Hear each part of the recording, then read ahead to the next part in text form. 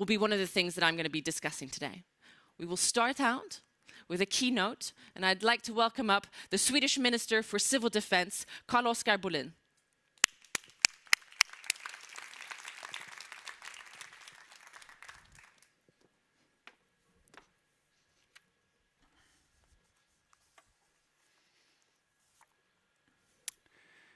Thank you, and good morning to you all. I'm delighted that we are here today to discuss many important issues and challenges related to digitalizations and cybersecurity. And let me just start off on a sincere note and say that the dire security situation that we find ourselves in provides a pivotal moment for the future of Europe. The situation with the full-scale war of aggression in Ukraine is, of course, underlining the importance of strengthening resilience in the whole of society in Europe. And the cyber domain is possibly the most cross-sectorial domain that is affecting all of society.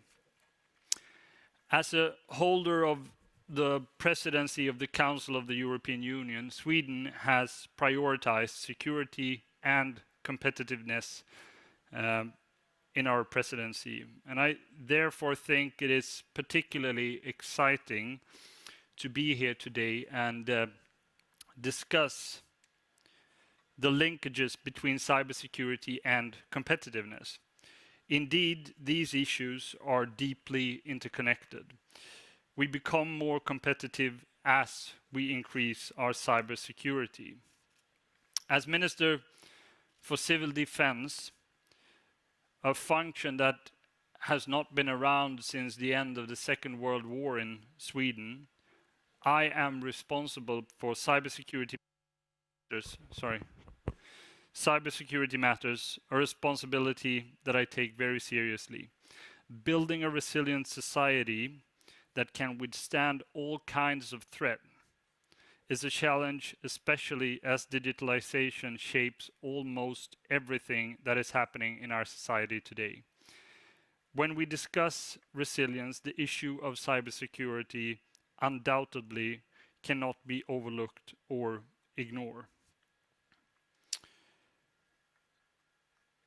Our future, I would say, lies in the hands of research and innovations. The products and services that we create today will determine our tomorrow. As politicians, policymakers, and researchers, it is our jobs to think both short-term and long-term. Technology is developing rapidly, and we have to make conscious and strategic choices today. In the short term, we can make existing products cyber secure, and in the long term, we can create the basis for new tools and new technologies, the likes of which we cannot even imagine, to make our future more cyber secure. And we need more people to engage in research and innovation. Skills and competence are a pressing issue for the whole of the EU. It is crucial that academia, companies, and public authorities work together to facilitate that. In this field, private-public partnership is extremely important. The EU and its member states have a crucial role to play in this matter. I look forward to seeing both how the European Cybersecurity Competence Center, the network of national coordination centers, and the cybersecurity community will develop. I also look forward to joining the panel discussion that is about to take place right now about how to make our competitiveness in the field of cybersecurity global. I will conclude by saying that EU must continue to provide the best possible conditions for a sound and open economy based on free competition, carefully considered investments, and successful and secure digitalization. Thank you for your attention.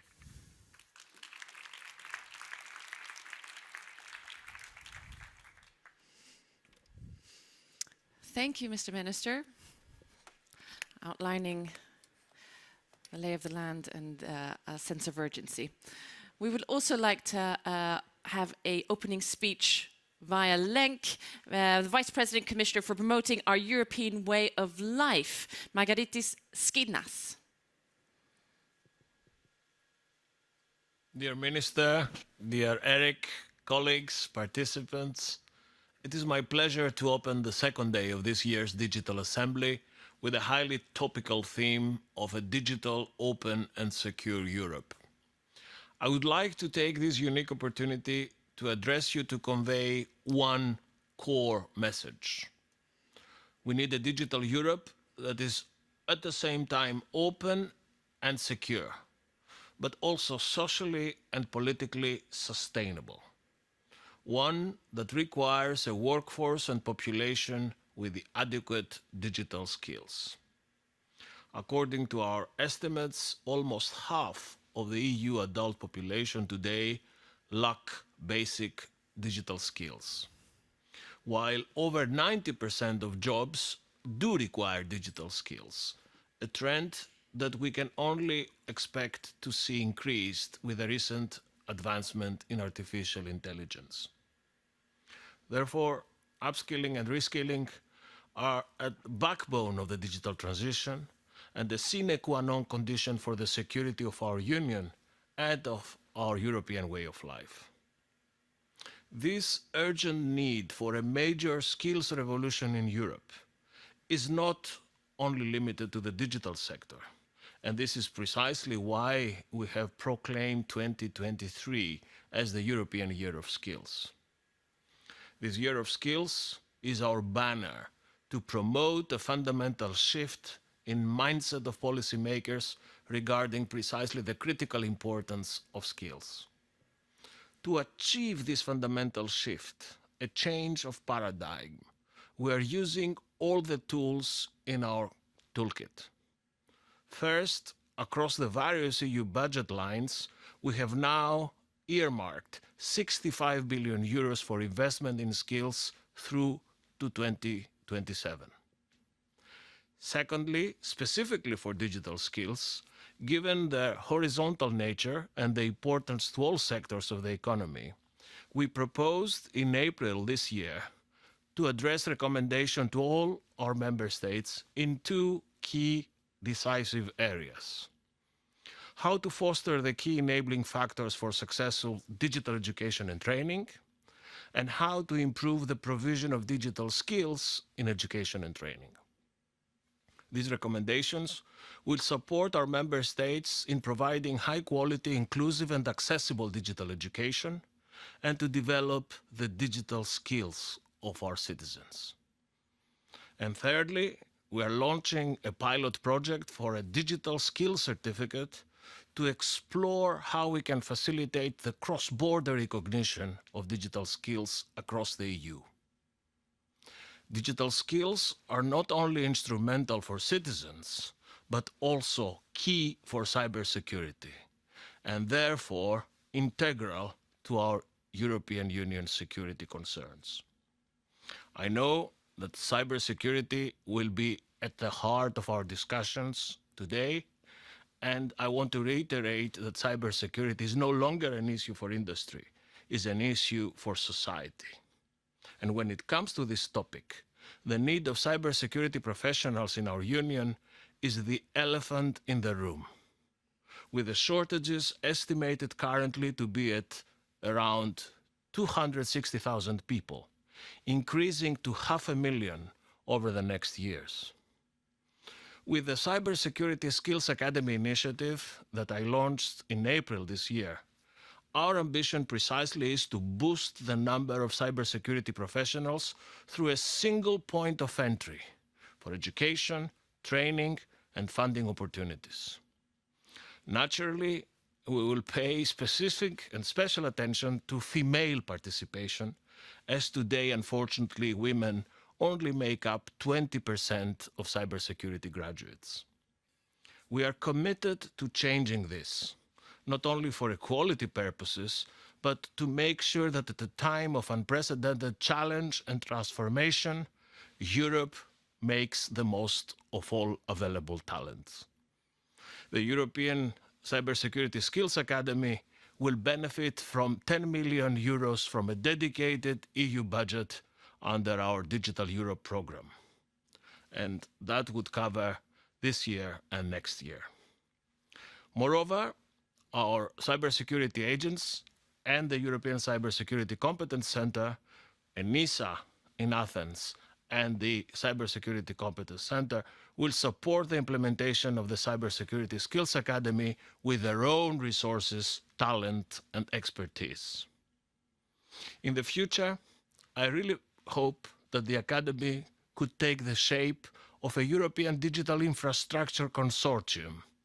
And I'm sure there will be interesting, fruitful discussions on such a consortium during the Digital Assembly, as I already know that member states have been working hard on this ahead of this week.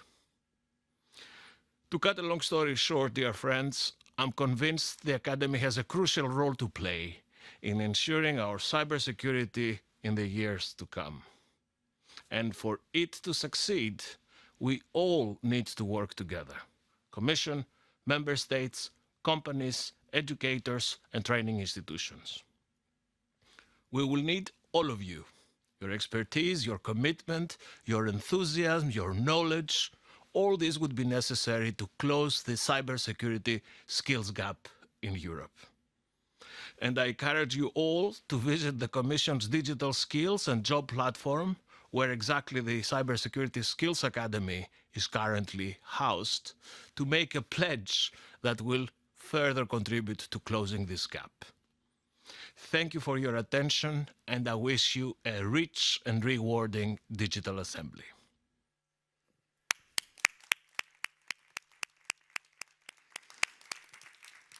Well, thank you. I think we have an appropriate start of the day, and the message was clear. We are under attack in the sense of urgency, and the solution is not only technical, it's also human. There's a reskilling and upskilling that needs to happen urgently in Europe to address this. And we have a panel to help us dive into the details of how to do this. The Interim Executive Director for European Security Competence Center, Miguel González Santos, CEO of Digital Europe, Cecilia Bonnefeld-Dahl, and ISC2, Tara Wisniewski, I hope I did that right, and remotely via link, we have the Director of Campus Cyber, Jan Bonnet. Welcome up on stage.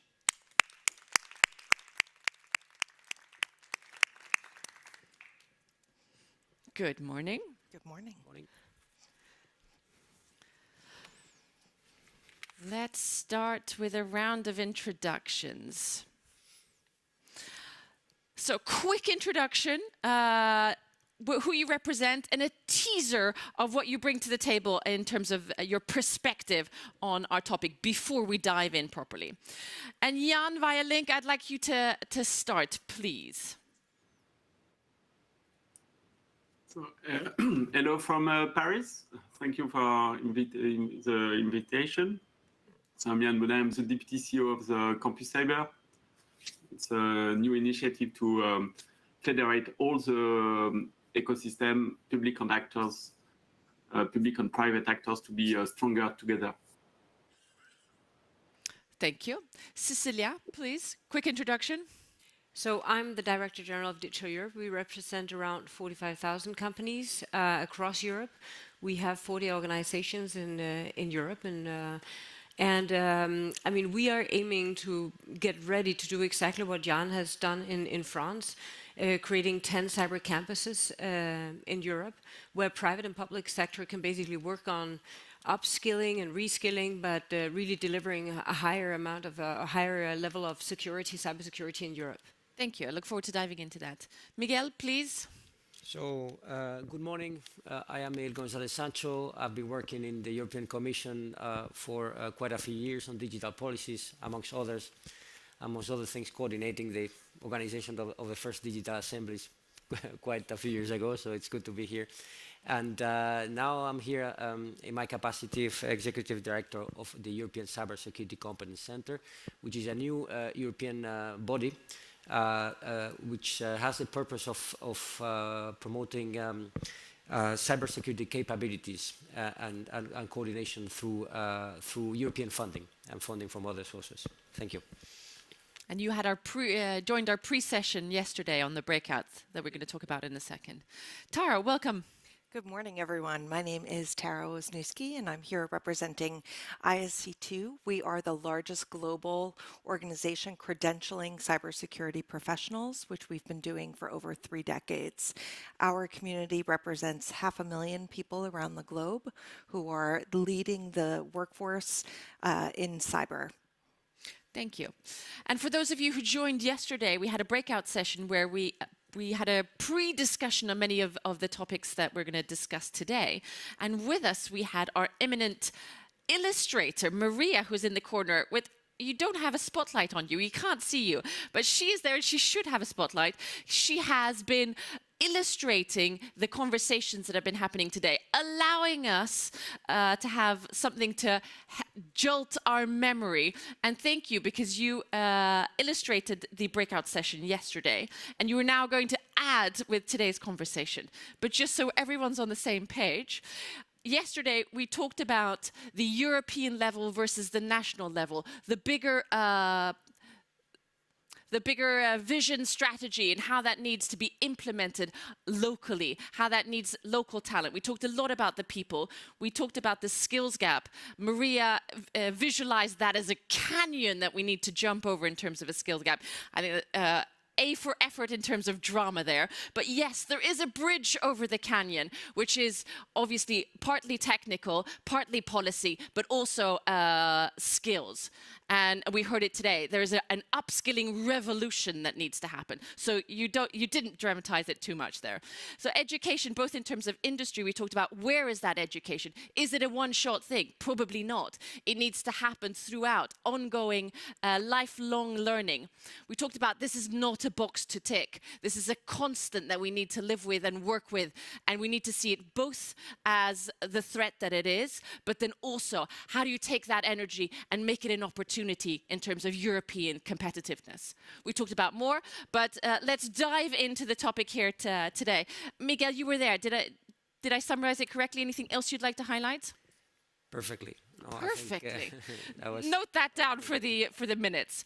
Jan, please tell us, what are the main challenges for business and society when we talk about cybersecurity and competitiveness? So digitalization is both a medicine and a poison for our society. It can bring new opportunities to become more competitive, but also new threats such as cybersecurity breach. We are all connected and therefore all concerned by cybersecurity. To ensure that digital transformation is a source of progress for our society, citizens must be able to trust our European digital infrastructures. So for me, one of the main challenges is to be able to adapt quickly to these changes, in particular by ensuring that we train on a massive scale. For me, education is the #1 challenge. I think that sums it up well. Anyone like to add? It's a big topic. How do the main challenges? So I think in terms of some of the challenges, first of all, we all need to come together. We need innovative strategies. I think traditional strategies around this topic are not relevant and really don't speak to the urgency around the issue. And so from the kind of top level, in terms of some of the things that I think the different organizations can do, really speak to a focus on not only what is happening in industry, what's happening in technology, also what's happening within policy communities, but then there needs to be an even bigger focus on people and on skills development and what are the skills that are not only required today, but what are the future skills that are really important. And one of the things that you and I were discussing before this with Tara was, how do we get people into the cybersecurity sector? We heard about only 20% women. It's not a magic wand. How do we move the talent? This is something that we are thinking about at the global level all of the time. When we think about workforce development, we think about it from a 360 view. And so there are a number of things that need to happen in order to bring people in. First and foremost, on the industry side, there needs to be a real focus on reskilling and upskilling the talent that you already have. And so this is not only a matter of thinking about, you know, who do you have now? What do they need to do? But also, who are the ancillary professions around that already have the skills that can be brought in? So this is things like the legal community, the audit community. There's a whole bunch of communities that are around cyber that really should be brought in and come in closer. The other thing that I think is really important, which is a little off topic, but I think something that we've been thinking about quite a bit, is there's also a need to drive greater business acumen in cyber skills and for the cybersecurity community.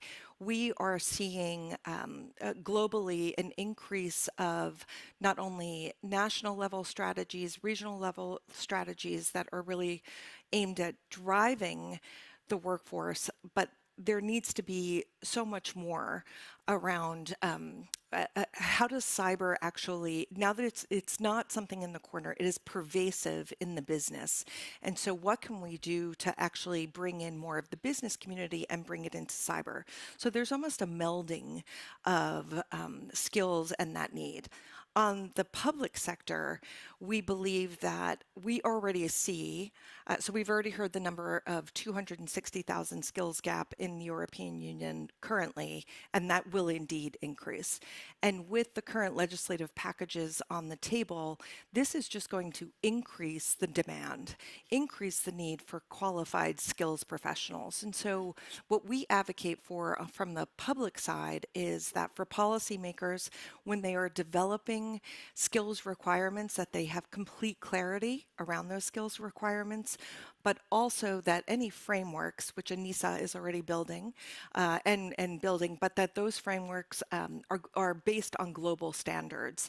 And yesterday we heard quite a bit about standards, and we at ISC2 were happy to hear that, because we think that there's a lot of discussion to be had also on the skills side around global standards. Thank you for that. And Cecilia, you represent many of these companies that we're talking about that would need to invest both in people and in technology.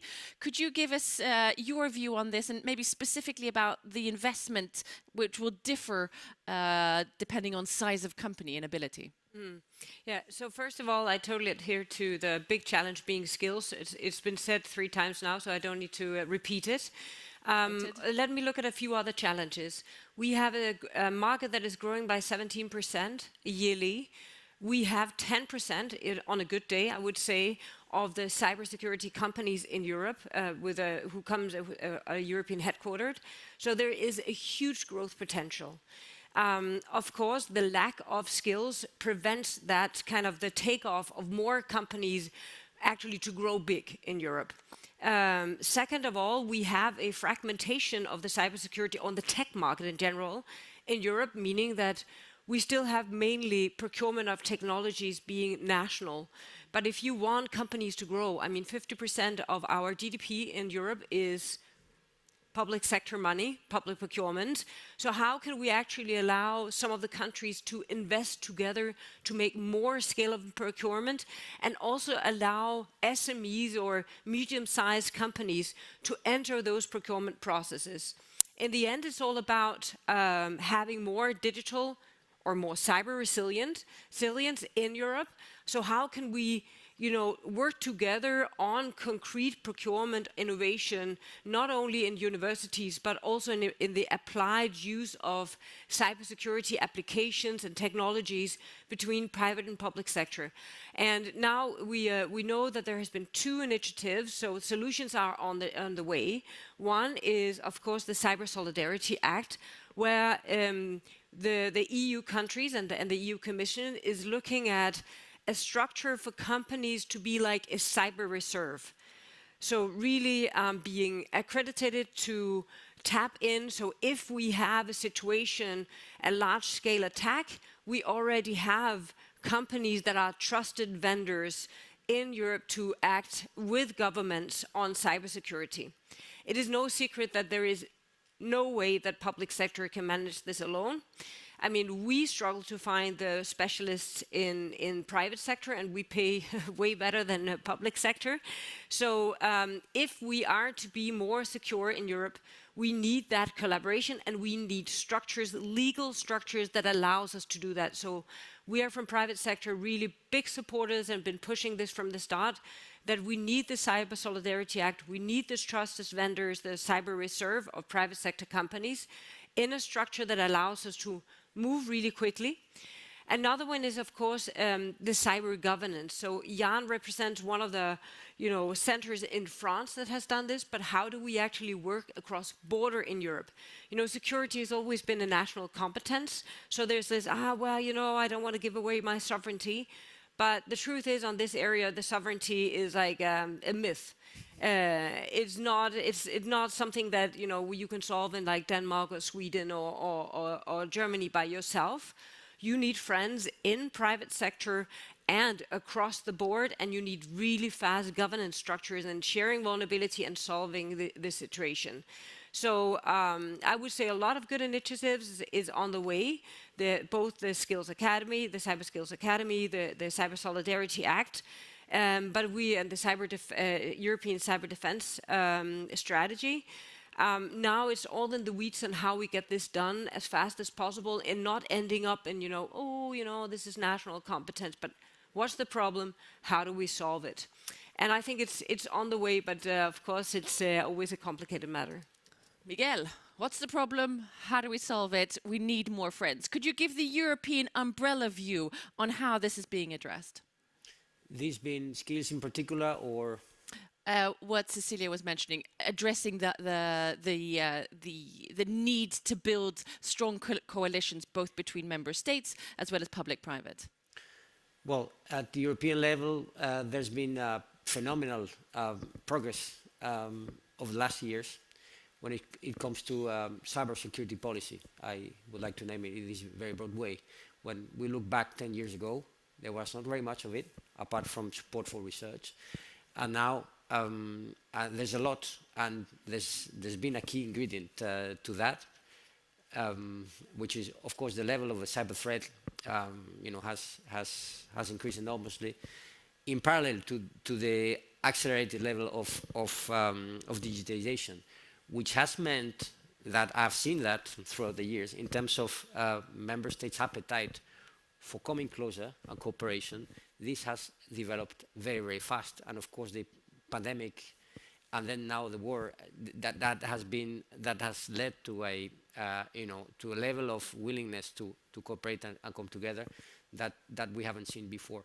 So traditionally, we have at European level we have these three main types of tools. We have legislation, we have funding, and then we have broader coordination. So all those are now being activated and very seriously being worked on.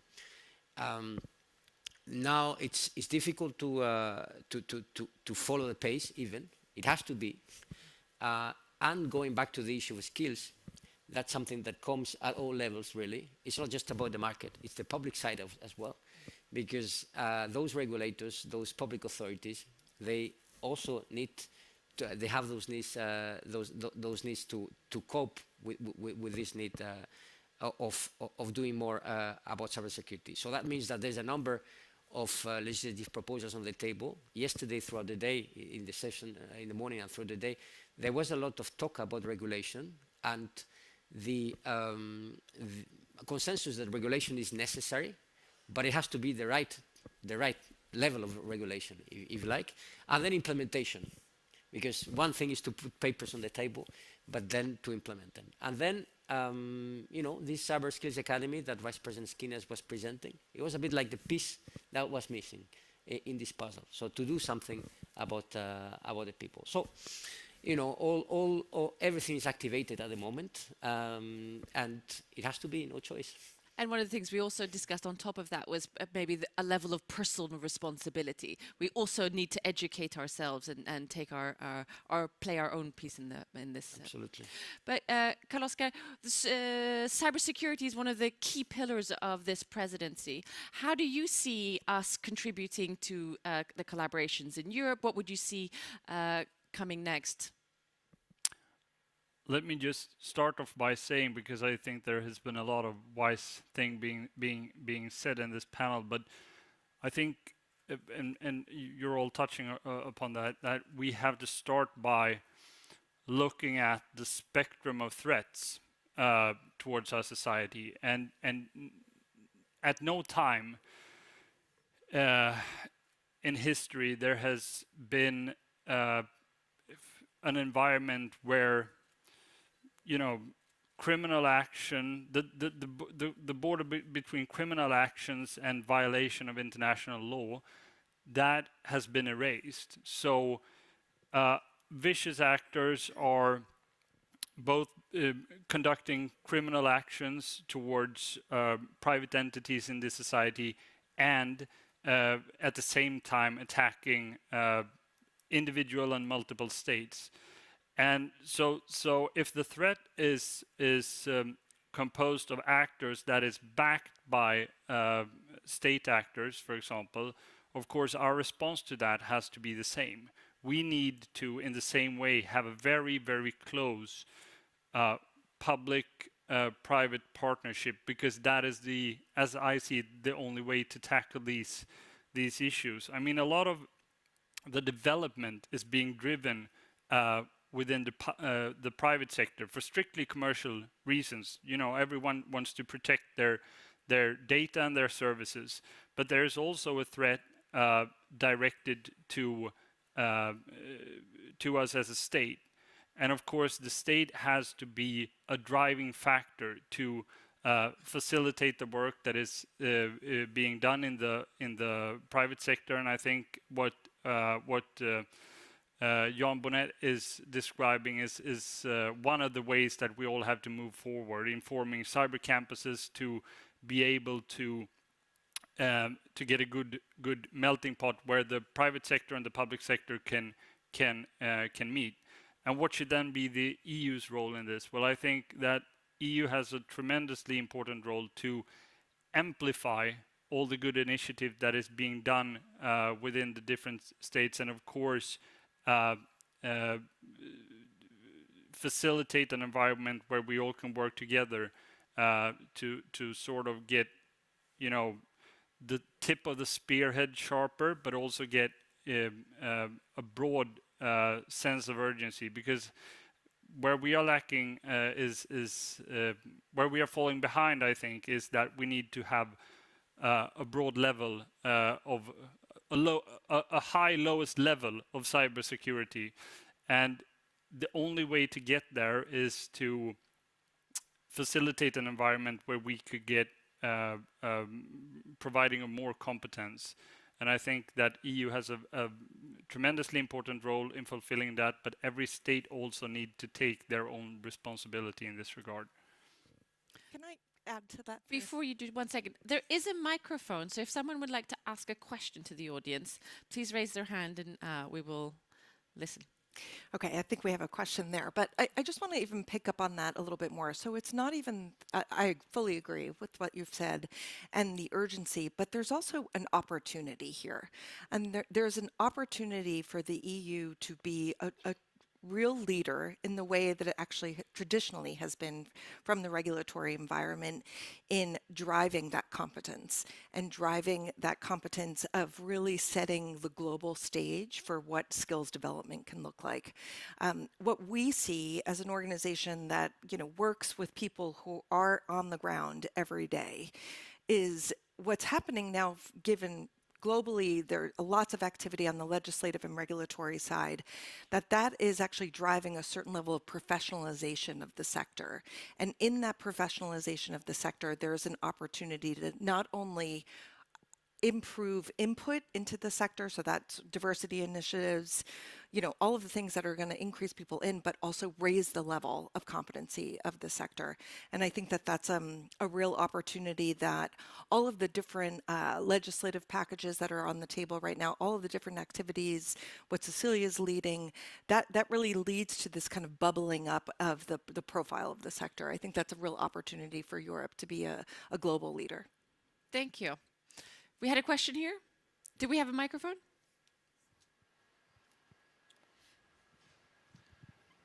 Thank you. Rashid Farivar, Parliament Member of Sweden.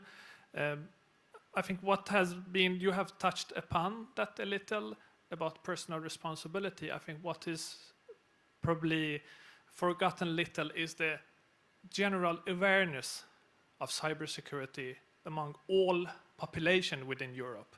In principle, I believe personally that we need to promote our people in Europe to take responsibility, think about cybersecurity when they open their phone, when they open their emails. I would like to see, how can I say, posters in the cities. Be careful about cybersecurity, like a general awareness. And be careful, there's pickpockets. Yes, and this is what I would like to know what the panelists think about. Thank you. Jan, could I ask you to start? Just before, I want to speak about the talent shortage because in France we have 15,000 jobs remain vacant in cybersecurity. It represents 20% of the jobs. A few weeks ago I was in Japan. It's more over 80%. So I think that we have a problem with the attractiveness on the image of the cyber profession. In the public imagination, the cyber expert is a geek in a hoodie. We need to break down some cliché. The first cliché is cyber sector is reserved for men. In France, there are only 11 women in cybersecurity. We are cutting ourselves off from half the talent pool. And the second cliché is cyber is reserved for mathematicians, engineers, long studies. So we must consider cyber professions in all their diversity, not just engineers. The reality is that there are over 40 different jobs in cybersecurity. Some are technicals, others in geopolitical, in communication, in law. So we also need to promote female role models. It's up to us, parents, teachers, and educational advisors to deconstruct prejudice about digital profession among the very young. Finally, we need to emphasize the meaning of the cyber professions. Working in cybersecurity makes a lot of sense. It's noble to protect your nation from cyber threats. So cyber professions are care professions where psychology and humanity are at the heart. In October in France, we will be running a major poster campaign with the Ministry of Education to highlight the diversity of cyber profession among all the secondary school students. And we will work with mass media to encourage vocation. But isn't this this is a twin to the question that was asked from the audience, both in terms of who is the profession and what is my responsibility, what is the threat? There's maybe a storytelling, and one of the things I'm wondering, is this a carrot or a stick? And probably both. Cecilia, you raised your hand. Yeah, no, I mean, one of our targets, and I've been working with digital skills for, it seems like 30 years, right, in different functions. You still look excited. Yes, though. I am, but I'm also frustrated. I mean, any government that doesn't have a curricula which is tech that is mandatory for at least 3 years in school. I mean, how can we have that? If you look at China and India, they have had this as a strategy for the last 25 years. There is a reason why Ukraine is so resilient. I mean, they've been the coding factory for, the Nordics. Any kind of SME tech company would have like 5-10 people in Ukraine doing the coding. So they were ready, they have the skills, and it makes a resilient society. And if our children They learn like all kind of languages and skills, and I'm not saying, of course, they need to learn craft work, but the only universal language spoken in the world is coding. And none of the kids have an idea how their phone is working, or at least, you know, how they need to protect themselves. And then we do like coding weeks or cybersecurity weeks. It's not a week. It's a métier that you need to know, and you don't need to end up as a geek, but it is, you know, it's a craft work. It's a tool that everybody I think needs it's to important understand. that we don't make geek as something bad to become. No, here. it's There's not a- bad, but not everybody have to be a very deep dive, and I think that is also what's scaring the girls away sometimes. But I can tell you for cybersecurity, we have educated 900 women from administrative functions into ICT specialists and cyber specialists, and they were all in the job, like immediately. Second of all, when you add other roles like administrative people, but women in general into cyber teams, your security raises by 100% because they see other threats. They come from a different background. It's both a background of diversity and of gender. So it's actually a security matter that should just be solved. Any government should see this by now. And it seems that, you know, some children get lucky. They're in a country where it's in focus, and some kids are unlucky. It's not in focus, and somehow it doesn't pass through. But let's learn from best practice. Would the panel like to highlight any inspirational governments that have done this well or are on the right path? Miguel, you have a helicopter view of Europe. Well, certainly this aspect of curricula that was mentioned, it is for sure that there are differences out there, you know, in terms of how technology is incorporated into the curricula, and there are huge differences when it comes to that. And okay, we in this part of Europe, well, I suppose people here they always say that more should be done, but in terms of education, and well, Finland is very often quoted for that matter.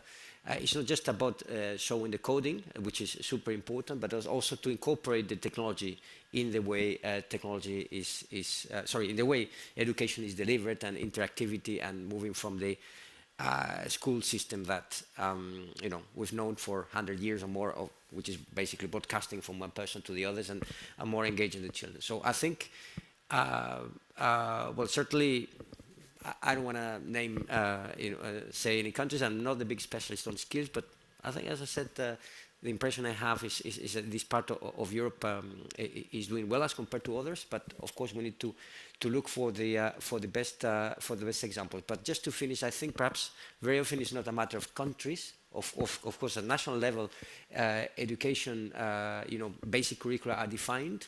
But what I can see is that within the same country, there are huge differences between the types of education institutions, and this is where the inequalities start, you know, from the very young age. And certainly in the good schools, I would say pretty much across many countries in Europe and the States and everywhere, this is where technology is really, you know, incorporated, you know, very clearly, which doesn't mean necessarily that they spend 10 hours with an iPad. No, it doesn't work like that, because there's also something to say about abusing technology, but yet incorporating it. So certainly the good practices exist. Carl-Oskar, could you give some insight to how we're thinking in Sweden, especially to the reference of the question? How do we get the general public to be more aware and take responsibility? Well, I have to start to agree with MP Rashid here that it is of great importance to get this message out on a broad level, because there is no cybersecurity without cyber hygiene. You know, if you don't have the competence to use a system or understand where the vulnerabilities lie, you can invest how much you want in the system itself. It will not function as intended. And in Sweden, we have the total defense concept, which also encompasses every Swedish citizen. Every Swedish citizen is obliged to take part in the total defense of our country, And of course, this is a field where which we can develop even more, because this needs to be in the basic knowledge package of every citizens. I totally agree with that. Before we do concluding remarks, I thought we would have a sneak peek at Maria's illustration, unless there are any questions from the audience. There. I have a question from the audience. Thank you. I'm Cyril Arthur from the KTH Royal Institute of Technology. So more than 90% of our cyber infrastructure depends on open source software. Much open source software is developed by volunteers and the projects are underfunded.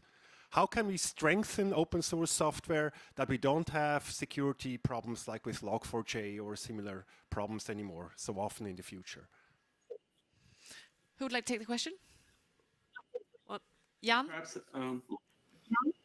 no, I can just share a conviction on what we try to do in France it's linked to the question of open source. So to stimulate growth, you need to build a fertilized ecosystem. It's like in the nature. A field that produces well is one where there is a biodiversity on balance. And if, for example, one player is too dominant, pollution starts and the land is no longer fertile. It's the same thing in the digital world. So that's what we try to do in the Campus Cyber. We bring together a wide range of players, public and private players, startup, but also non-pure players who are customers, schools, researchers player. It's our cyber biodiversity. So we launch a traditional research project, but we have also launched an initiative to produce shared resources that we called cyber commons, which are open source. So this enables us to pool innovation costs and to be stronger together on subjects such as AI and cyber, crypto post-quantum. So you can find our work on wiki.campuscyber.fr, and all the public actors and private actors work on these mutual resources which are open source. So I think that with the cyber commons, we can innovate collectively, and ultimately we are stronger together. So for me, cyber commons are scalable at the European level, and we will be very delighted to work on them together at European scale. Maybe just to comment from my side, I mean, right now at EU level, we have the CRA, the Cyber Resilience Act, where we are looking at exactly common regulation, but also in the future, of course, standards for security in products and services, which will, I mean, regardless of what the exact scope is going to be, it's still in process. It's the first time that we're actually making standards for software and building in some of these kind of resilience topics into how we actually build software. It will take some time. It's going to be difficult, but it's some of the works that's going on. And the alternative of not doing it is not possible. Yes. And let's see what Maria has to say. Have you been inspired? Carrot and stick. Cyber solidarity is the first thing I see here. Legal structure between member states. Who takes the lead? You've talked about the digitization as a medicine. What does Mary Poppins say? A spoonful of sugar and the medicine goes down. You've highlighted the Ukraine as an example of the resilience that we spoke about. It's not by chance, it's ingrained. They know their cyber domain. How do we get the public aware? Also the question that we had, there's two sides to that. One is everyone's responsibility, a sense of urgency, maybe also some excitement, maybe some sort a personal sense of pride of protecting your own data and your own assets. And then moving on to breaking the stereotypes of who becomes the part of the cyber economy, who has that role. And clearly we've moved out from it's a team effort. It's not only the member states, it's also the public. It's a diversity, the cyber biodiversity of resilience, I thought was a brilliant word, and in the garden of cyber. We have a few more minutes left, and I would love to hear the concluding remarks from our panel based on Maria's lovely image. Jan, briefly, what is your conclusions of today? So, as you said, we need to work together to be stronger together, and I think that we need to. There is a major challenge about to teach massively, and we need to share more data, more tools, and I'm convinced that the cyber commons, Creative Commons, open source is a response, is a part of the response to be stronger together and to protect more efficiently European place. Thank you. Tara, one thing you'd like to highlight? As the sector professionalizes, there is a need to focus on cyber skills development and really have urgent interventions to bring more people in, diversity and standards. Miguel, one thing that you'd like to highlight from today? Well, I would like for once to take a historical perspective and policy a historical perspective from the digital assemblies. Since the first in 2011, I've seen that now it's amazing. Digital and cyber are kind of at the same level, and this is an evolution. And now people, and it's very strong coming up also. And when it comes to people, everybody counts because professionals for sure, but users, everybody. So these three. That's where we need to find the right path. That's where the magic happens. Yeah. Cecilia, what's your one main takeaway from today? We apparently all agree on the challenges and also the solutions. Now we need to go down to the how, and I think the Cyber Solidarity Act is a great move forward. There is an opportunity in history to learn from Ukraine and how they became and are more resilient than any nation that we have ever seen in Europe.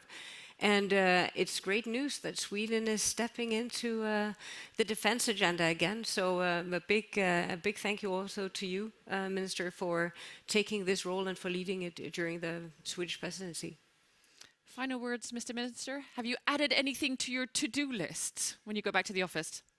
Well, the to-do list is quite full, and I think we're very aware of what needs to be done. But if there's something I would like to highlight, it is of course the importance that we all invest more in supply of competence from the EU side, from the national side, and we also have to make sure that we have a legal framework that demands a higher lowest standard. And I think that implementing the NIS2 directives to new actors, comprising new actors, will be a very important step for every member state to get the pressure on every actor to start acting regarding their cybersecurity, because we need to raise the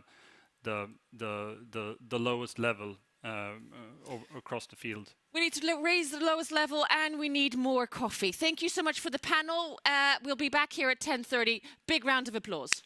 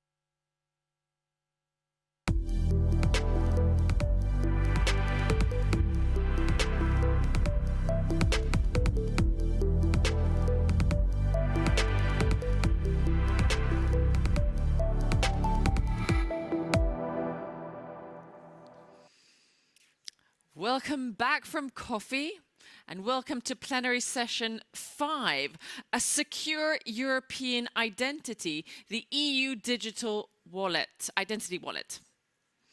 People are coming back from coffee. Welcome. You won't want to miss this.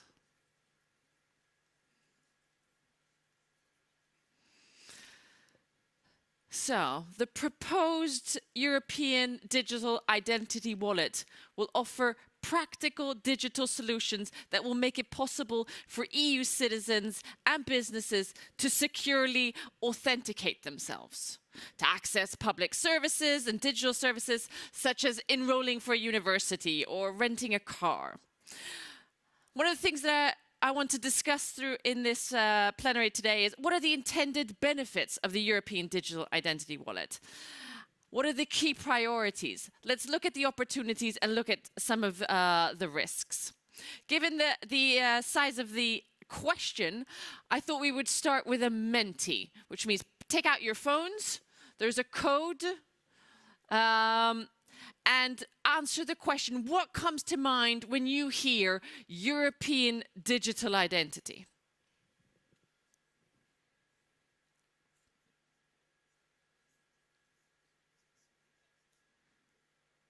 And I know there's irony here in using a code, opening your phone.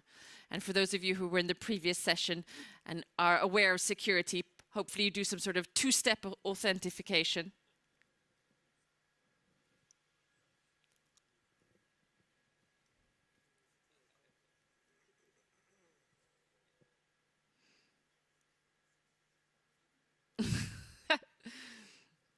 I didn't know that you could use emojis in a word cloud. That's brilliant. COVID-19, secure, convenient, fewer passwords, hopefully secure and fewer passwords. Potential, I like that. There is potential in this. There is a risk and an opportunity, and that's the dance of the digital assembly. We need to do both. We need to combine. Privacy, authority. I feel like a little old lady, I can't read here. Public service, consolidation, pan-European, authentication, freedom of movement.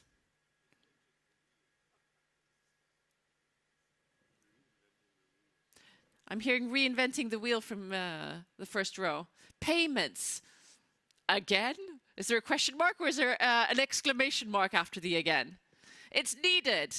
Driver's license. It's good to have. Prosperity, future, safety, budget, possibilities.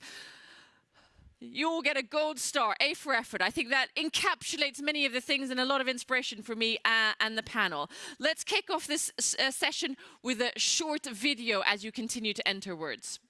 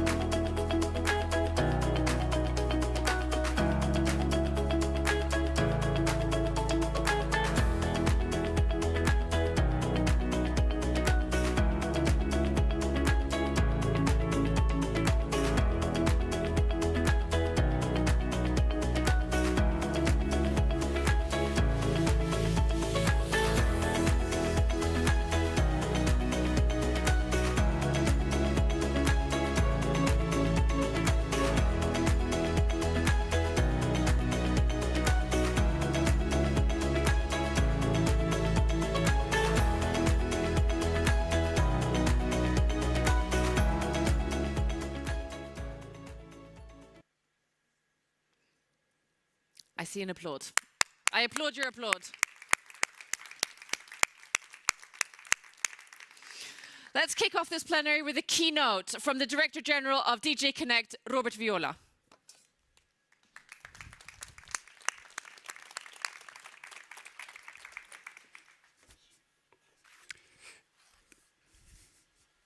Good morning. Good morning, everyone. So, good morning, Minister. You are hiding behind. You come on stage very soon. So, in a way, we did it again. So, we, in the meaning of DG Connect, did something that I'm sure you enjoy today, which is free roaming for everyone. Then we had to do something which we enjoyed less, what was very useful to move around during the pandemic, which is the COVID certificate. And now here we are with something that I hope will make your life much simpler, much more European, and probably much simpler also around the world, and more green. So I had quite a nice speech, but I want to share with you a couple of experiences of the last 2 days. The first one, I had to sleep at the Frankfurt airport, and I was excited because there was a nice app to check in online for the hotel room. So I went through the whole procedure, very cumbersome, I must say. I managed to arrive to the electronic key, and then I got a red thing like this: go to the counter and show your ID. Voila. That's the European wallet. With the European wallet, you would have sent a token of your identity, and of course, you would get the key. Then, this nice budget, all you have. I feel really pity for the environment. Plastic, like this. I lost it yesterday. It was necessary to do. Now, the absurdity is that all the very nice stuff that is helping us, they have an app to check this. And we all have a plastic thing like this. This you could have received in wallet in a secure way and just show it to the nice people around that are checking that we are enrolled for this event. We have calculated that during COVID, thanks to the digital COVID certificate, we have spared tons of CO2 because people didn't print. Many did, I mean, because they wanted to be sure. But most of us used the electronic version. So I hope these things, which are very nice, by the way, with a nice loaner from the Digital Assembly, will be something of the past. Trees will be happy. The environment will thank us. Now, the wallet, it's all about what you want to have it inside, the driving license, the papers of the car, your identity, your signature, your medical prescriptions, and you can use it all over Europe. It's an obligation for every provider to accept it. That's what is written in the regulation. So for banks, financial services, car rental company, travel companies, organizers of events, hotels, they will have the obligation to accept electronic credentials, but it's not an obligation for you. So this is your choice. I mean, you want to use the electronic wallet, you use it. You want to use your old-style driving license on plastic, you can do it. Of course, it's your choice. And there's another thing which is very important. Like the COVID certificate, we want to be sure that everyone knows what is inside. So it's fully open source. The first release of the wallet, we have already published on the developer site that is known in the community, which is called GitHub, the whole spec. And very soon, in the coming weeks, we will publish the wallet architecture, the first release. So all developers can look inside and look what is inside. The other important feature is that we are open to the world. Whoever would like to come into kind of agreement to use interoperable systems, we are very happy to do that. When it comes to the COVID certificate, there are 75 countries in the world that use the same. There are more users of the COVID certificate than of Facebook.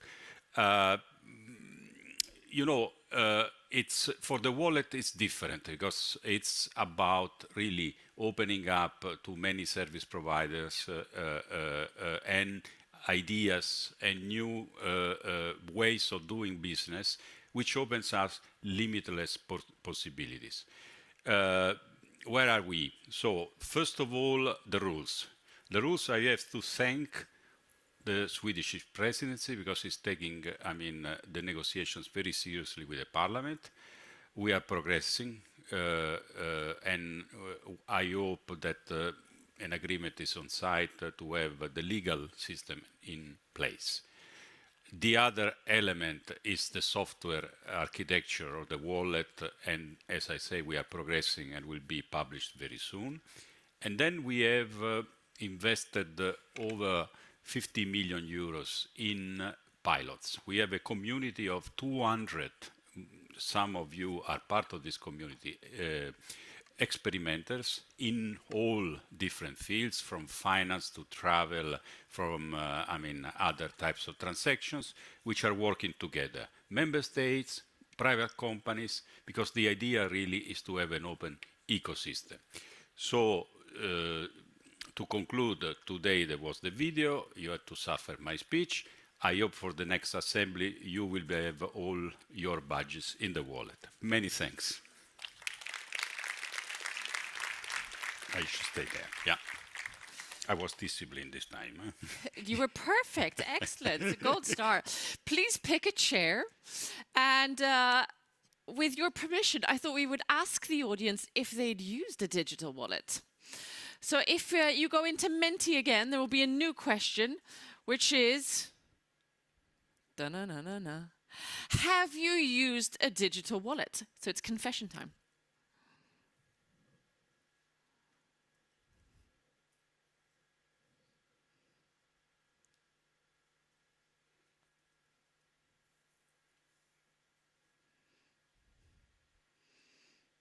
What are you expecting?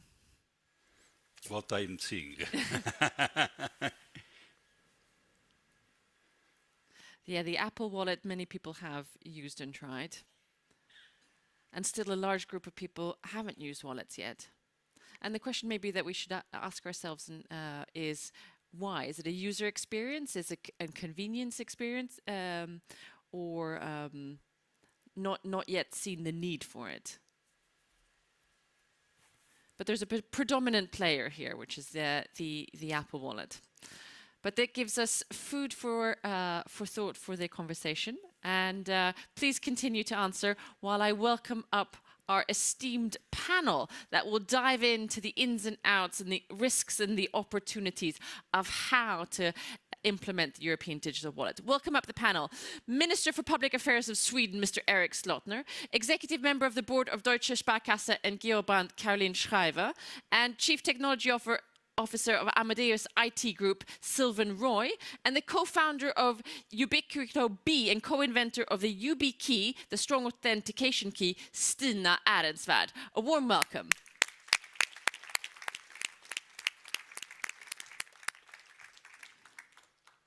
Were you guys surprised when you saw the replies from the audience? Not so much. Not so much. No, quite expected. Mr. Minister, could you please start and kick us off and set the scene from your perspective? Yes, please. Thank you, and good to see you here today again, and that so many still are here at the conference. Great to see. The European Digital Identity Wallet, that is actually a priority for the Swedish Presidency. And that is not nothing I just say, because it's so easy to say that is our priority. We prioritize that and that and that. But actually, this is one of our priorities. And the negotiations, they have been constructive, and our goal is to make as much progress as possible. We are also very excited about the diligent work in the large-scale pilots where the infrastructure for the wallet is being developed, which is very exciting to see the results from these pilots. I also have to mention that when I first heard about this file, about the common European digital wallet, I said, this, I really like this. This we have now to move forward. And I have informed Roberto about this as well, that this is my actually favorite files because it's so close to the citizen. It really makes a difference in a daily life for the European citizens. And that's really how we can strengthen, I think, the European Union and the values it's based on.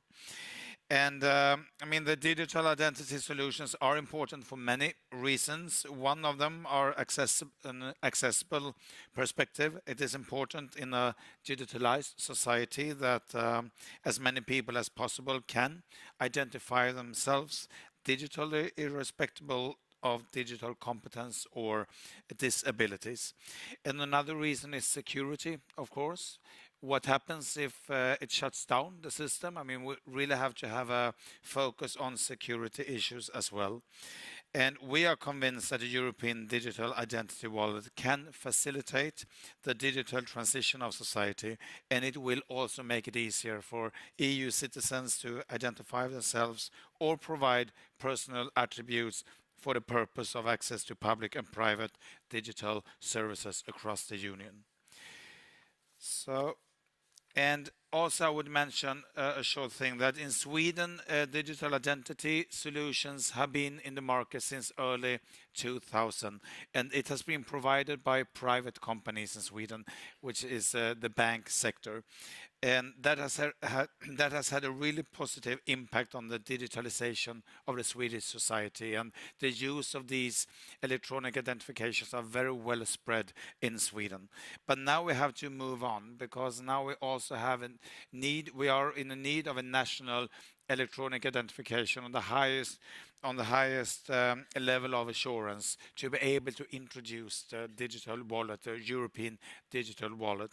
Therefore, we have now started an inquiry that will submit its first report in October this year, where they will propose how Sweden can design a national digital identity solution that will be provided in the public sector. Well, I would say, that will be provided by the public sector, not to use that instead of the private solutions that we have, but to be used parallel with the private solutions and identifications that we have.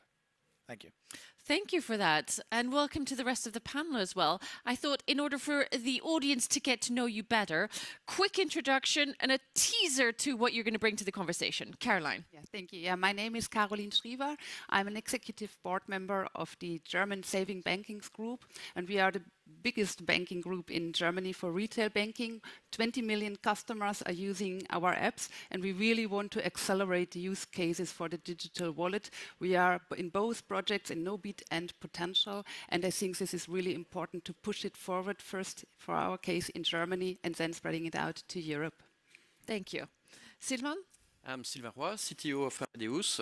Amadeus is an IT company. It's a software company, and it's a European company, and we are in the travel industry. We provide solutions to airlines, we provide solutions to airport, we provide solutions to hotel. So we're pretty much everywhere in the travel industry. And for the teaser, that's how we look at the identity wallet. What can we bring to?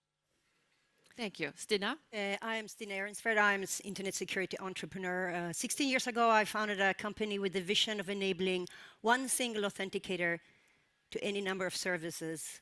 Google liked that product, and they became our first customer. And then I moved to California. I lived there for 12 years and worked with the tech giants, Google, Microsoft, and Apple, to create a new global authentication standard. It's called FIDO, passkeys, WebAuthn, a little, a good child has many names. But it's actually now also a requirement for all US government services to use this open standard or the traditional smart cards by 2024, because everything else can be phished. So I had just moved back to Sweden a few months ago, and I'm super excited. I'm now invited to various conversations like these. I received a medal from the Swedish king 3 days ago, and I said this, I think it's a little too early. I haven't secured Sweden yet, but I'm here to help. Well, clearly security is on everyone's agenda. Caroline, asking you to start this conversation, because what we wanted to dance between is the opportunities and risks. Yeah. How do you frame the opportunity from your point of view? Very, very huge. I think the EU wallet and identity, it's really that push we need for Europe. And I think really it's European sovereignty. It's a fantastic customer journey. And you mentioned the hotel check-in. I had the same feeling 2 days ago when I arrived. I mean, you have to show your ID card. Then you get paper, you get a pencil. You have to write down your number of your ID card, hand it over. They make a copy. And then you go to your hotel room, then you forgot to show the credit card, you go back. So it's a bit the same experience I discovered. And you give away a lot of data, personal data. And I think to have this all closed in one wallet, that would be fantastic. And then a second big thing for us from the banking sector is that there is a digital euro on the horizon. So I think to have that framed within the wallet, that would be maybe the missing puzzle for the EZB, who is now going and pushing for the digital euro. And I think when you see what is on the horizon and you see how much data we give away, that is so important to bring this together. That is really, for me, the biggest opportunity we see, and it's a clear opportunity. Clearly highlighting, Mr. Minister, what you were saying. This has such an impact on citizens. Sylvain, what are the opportunities from your end? I'm going to go on the travel perspective. And definitely, I mean, Amadeus, we see ourselves as responsible to make travel better and for everyone, everywhere. But when you think about travel, not everything is that great. I'd like to make it a bit concrete. One of the things that you'll probably do is to go on a website to, do some shopping and booking. The first thing you do is to book and to get a ticket, but very quickly you will have to enter your passenger details, and it's definitely not the best part of the process, And later on you will have to enter your payment details to go through the payment. Well, all of that could be improved with something like the European Digital Identity Wallet. Later on, you will want to retrieve your boarding pass. Again, every airline does it a bit differently, so we'll have to figure it out. Is it like an email or an SMS? How do you retrieve this boarding pass? Where do you put it? Well, it could be very simple, and it could go in the wallet, and you wouldn't have to think about that. At the airport, same story again. You will get to the airport, you will have to do the checking, go through the security, do the boarding. At every single step, you will have to show your passport, your boarding pass, your COVID document, and so on and so forth.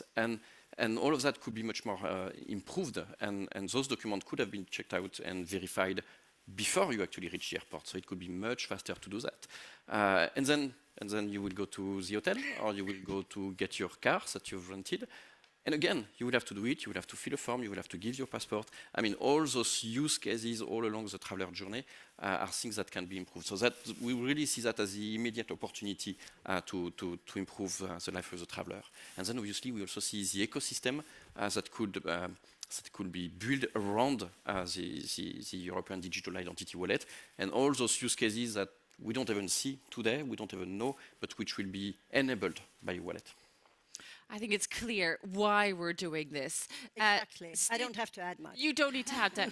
Let's talk about both the how, maybe, but if you want to start with some of the risk, outline what do we need to think about as we implement and roll this out?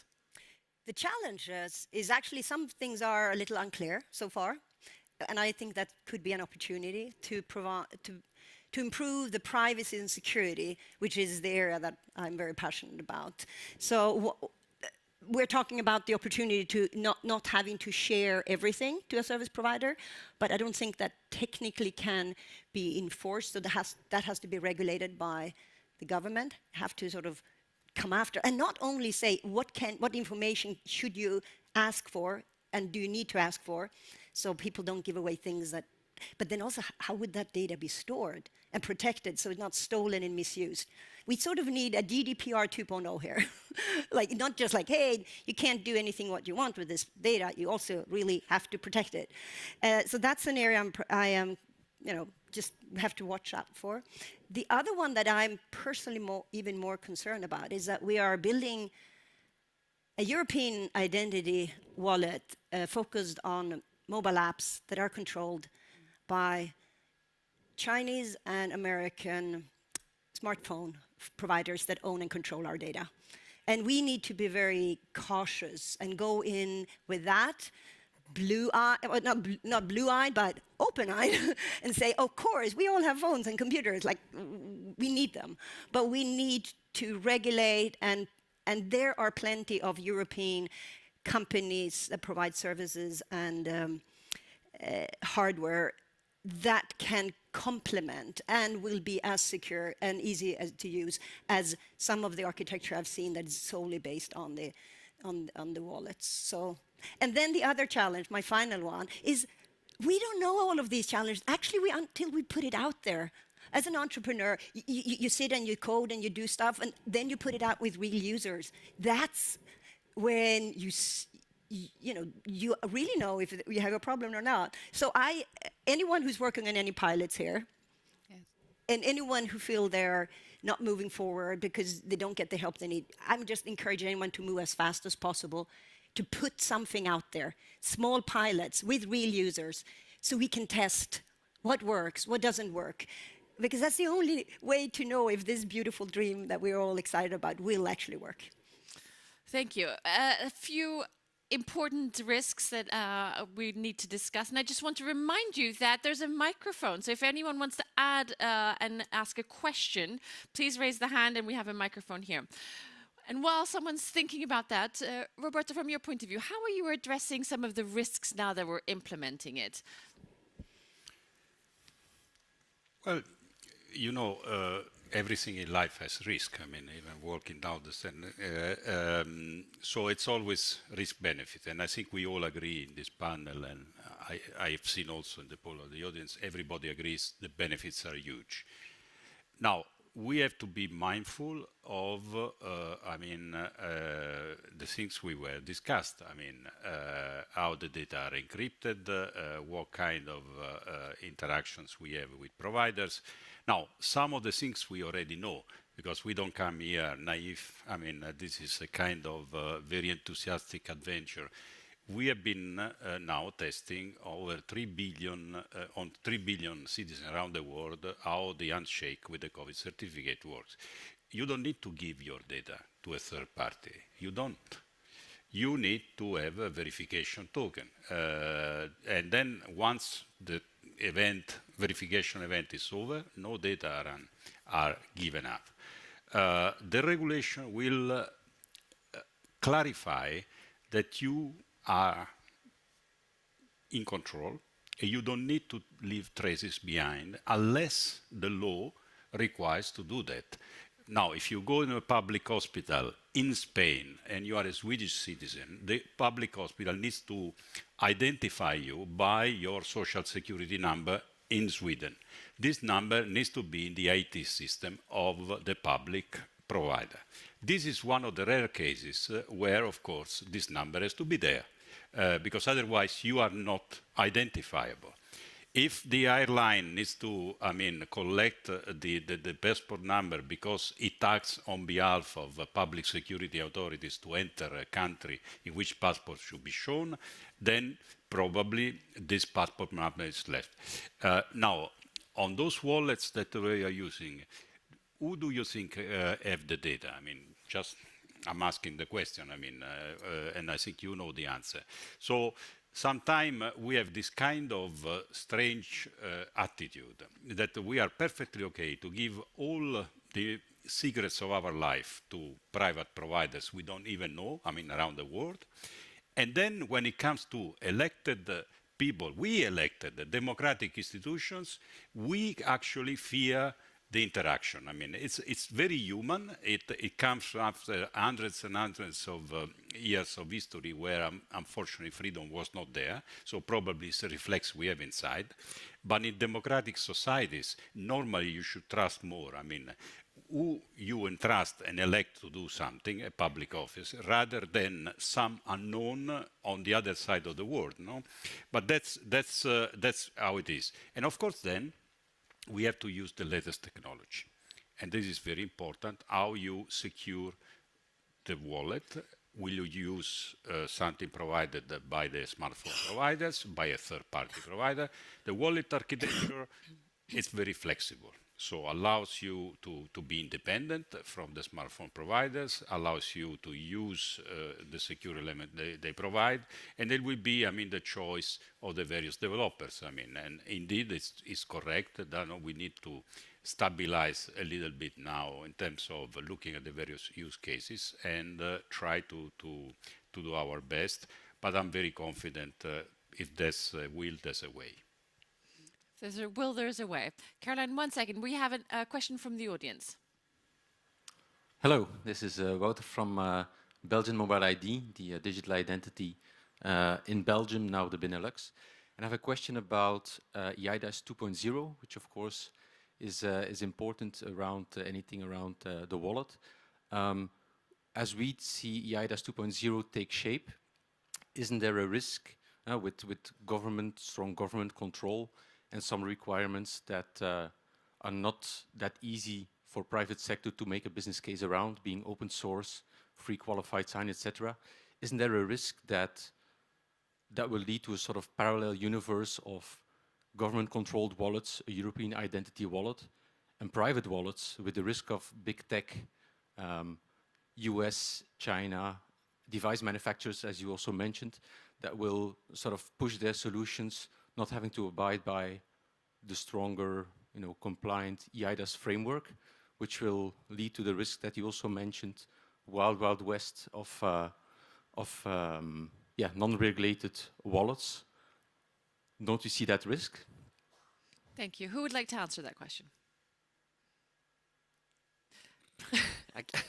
No, but it is an interesting one because we're building things in parallel universes and we're talking about teamwork, and everything is moving very, very quickly. So these are some of the things that we need to address. Maybe that fits into what you wanted to talk about. I was thinking of, I had a bit in mind what I wanted to say, because when I was listening to you and you mentioned the word regulation. So, I mean, I'm working in the banking industry and I'm more for 20 years now in that regulation topics, and for many years now also in the sustainability topics. And when I hear regulation, I'm on the one hand a big fan because it will cover all the risk. It make a clear statement how it should be.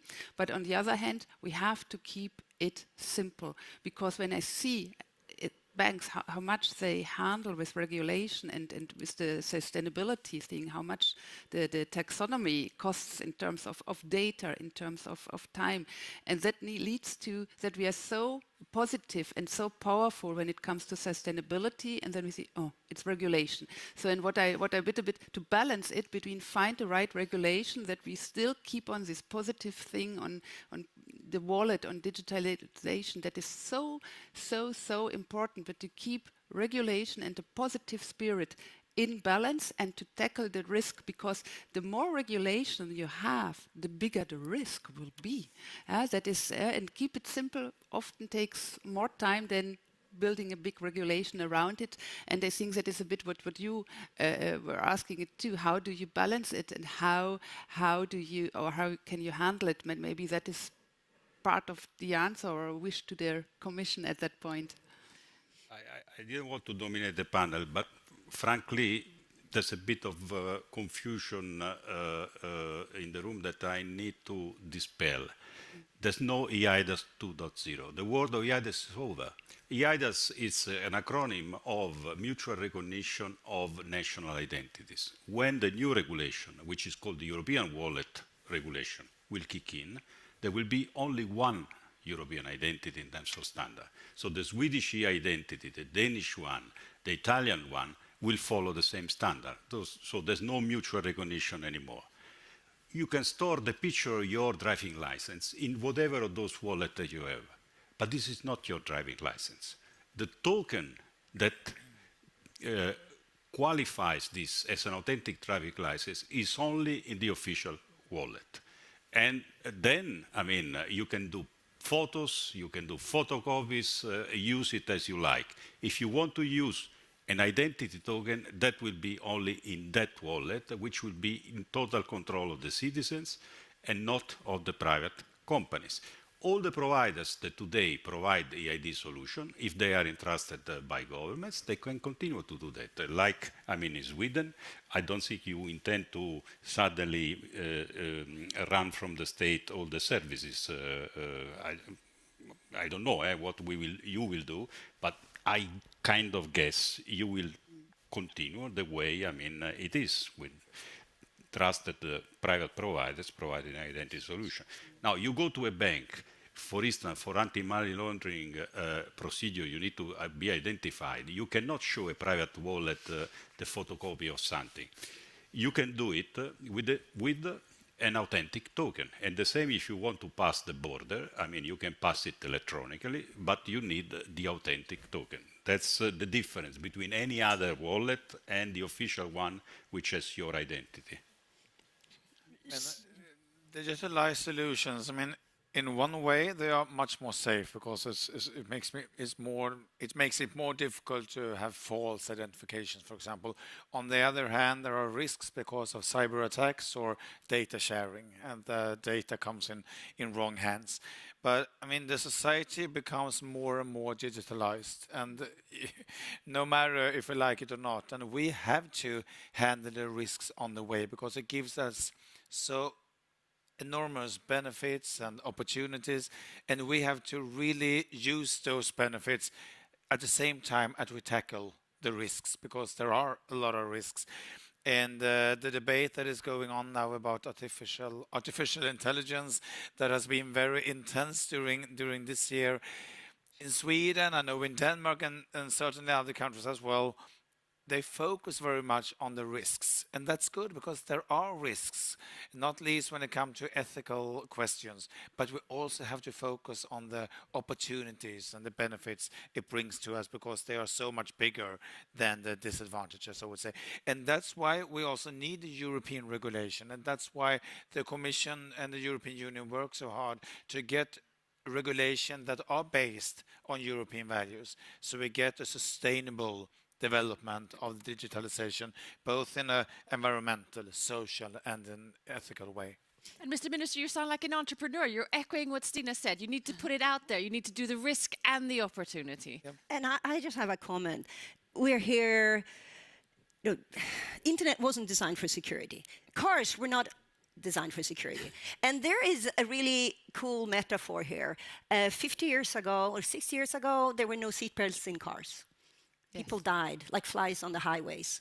And a Swedish company, Volvo, created a seatbelt by the objective, it has to be easy. If it's not easy, it's not going to fly. So it has to work with one hand. Ordinary people do not want to be uncomfortable even for a minute. And then he did what we're trying to do here today. He went to the Volvo board and said, this has to be an open standard. We have to drive, every car on the planet needs to have a seatbelt. And by the way, then he went and showed that it actually saved lives, and then he went to the government and said, require seatbelts. It's not more difficult than that. And the sum is, open standards, for anyone who's afraid of open source and open standards, actually it's really nurture innovation and competition. It won't sort of let any one big giant in US or Sweden or wherever, own the market. And then regulation is needed. Yes. We can't continue having an internet where the big tech giants in America are owning everything we do. If I was the president of any country, I'd just say, do what? This is enough. Like, continue to make it easy for users, but you can't use and store the data and collect it the way you do today. You just have to put the foot down. Thank you for putting the foot down. And we have a question here in the back of the room. Yeah, thank you. I'm Moritz Heuberger, a technical coordinator of the Potential Consortium. I have two small questions. One question is to you, Stina Ehrensvärd. You talked about in the necessary independence from the smartphone providers through hardware security. Could you elaborate, please, a bit more about how you imagine the architecture of the UDI wallet to have this independence, this hardware security? And another question to Roberto Viola. How do you see the connection between OOTS and the EU Digital Identity Wallet? Because we think there are two different philosophies. Either you have connected registries across Europe and you exchange the data across the registries, or you have the citizen-centered view of each citizen gets the data from their registries and then gives it to the relying party. So are these two streams connected? Thank you. Sneaky with 2 questions that will give us only short answers. So top line answer. I'm really excited what we've done in Sweden now. We have I actually like the plastic card, my digital national ID card that I can tie to my phone. And now my bank ID can see that I'm me. But there are situations where you want to have more data and you don't want to share all of that data. So an architecture that I am discussing with universities and some private sector and government here in Sweden is, what about if we have a wallet, a cloud, where we can store more data, and maybe we could also store other data on something different than this card, and the user can then use an authenticator. It could be the phone, it could be a solution that I provide is a little security key. It could be a card. It could be several ways to authenticate into that separate wallet where you would where you can track the data, authenticate to that order. So it's not Freeing really yourself from the hardware. Yeah, exactly. Your own hardware. Yeah, you sort of combine that with your phone, but it's not stored in the secure element of the phone. It's not owned and controlled by Apple and Google. Which is indeed what is the European wallet. The European wallet is open to all the 3 possibilities. I know, but it's open to all the possibility, but the focus has really been on the mobile app. That's what I'm seeing. No. It should I'm just back from the States. I'm happily surprised. Okay, join the community. Join the community. The spec will be out in 2 weeks, and we will love to have you in and contribute. Now, the question was in a very obscure acronym, which means that you hand over documents only once to a public administration, and you have a gateway. For instance, are you a doctor? And then once you have given your proof that you are a doctor, you should not repeat it for other things. These are 2 different, use cases and scenarios. This gateway that we are building to avoid that every time things are uploaded is very important, for instance, for SME startups. If they want to be in another country, then, the 2 systems are connected. They should not repeat again and again. The wallet is a more user-centric approach. The 2 are perfectly complementary. Thank you. Clearly, there's a lot to talk about. We dusted off the opportunities. We're very aligned on the huge benefits. And now we've dived into some of the risk in terms of implementation, which I think that could carry on. And that is the dance that we need to continue to do in order for it to happen. And the entrepreneurial spirits in the panel have addressed the fact that we need to test it. In our final bit, I would love you to just share what is the priority from your point of view as we move forward. Top line, what's your main priority? I've already shared it. Security and privacy. Security and privacy. Well, priority for us is we're part of the pilot, so we're pushing our input to get it right, and that will be priority number 1. And priority number 2 is going to be to integrate it our solution and to get the best possible user experience for the traveler. I think it's reliability, because authentication, that is what we are doing, that is the main thing for us, and to give a way to include a third app like the wallet now, so it must be reliable and keep the big techs outside. To be successful with the negotiations with the trilogue, so we can get this done, or we can reach to a conclusion, so we can use the electronic identification by 2027, I think is the aim. That would be lovely, I think. I agree. Perfect. The Commission of Sweden is... Let's ask. There is a question. There's a question. Want to ask a question. Of course. Yes, hello. My name is Ronnie Kahn from the NoBid Consortium. So this is a follow-up question from a previous question. And it's about having a sustainable business model over time, because all of this money has to come from somewhere, because this is going to cost money. And I guess it can't come over the budget of the state totally. So there has to be some kind of way for private sectors to actually earn money in the system in some way. So do you have any thoughts about that and how that's going to be put into the implementing acts where this naturally fits? Caroline, maybe? Oh no, I look to the Commission. Oh, it's a very important question. That's why the pilots are so important, because I mean, there's an obvious one, which is the wallet issuers will have a compensation, like, I mean, the state has to pay for the digital card, but this is a very limited focus. When it comes to the private use, take, I mean, companies which are customers of your customers, or take the banks, I mean, there's a clear benefit to use the wallet, that you save a lot of paper and also a lot of time in terms of the people that have to do a certain procedure. Again, anti-money laundering procedures are extremely expensive for the banks. And this is not the purpose of the regulation, anti-money laundering. So I can well imagine that a little fee per transaction on the private sector can be levied, but these models need to be stabilized. I mean, but I think once it will be clear which kind of application in the private sector will be killer application, like for instance, issuing a badge for a conference. I mean, this could be nicely integrated with a package of things that you will, and this again a transaction-based model. So I think there are many different business models that need to be explored. That I completely agree. Please. Yeah, thank you very much. My name is Oliver Lauer, and I'm also working for the Nobit project, heading the payments working package. My question to the Commission would be, how important are the obligations to leapfrog or to boost the EIDAS wallet, the EU wallet, and what is the role of the financial sector and the banking sector in terms of obligations? Thank you. So more or less a question to Robert. Oh.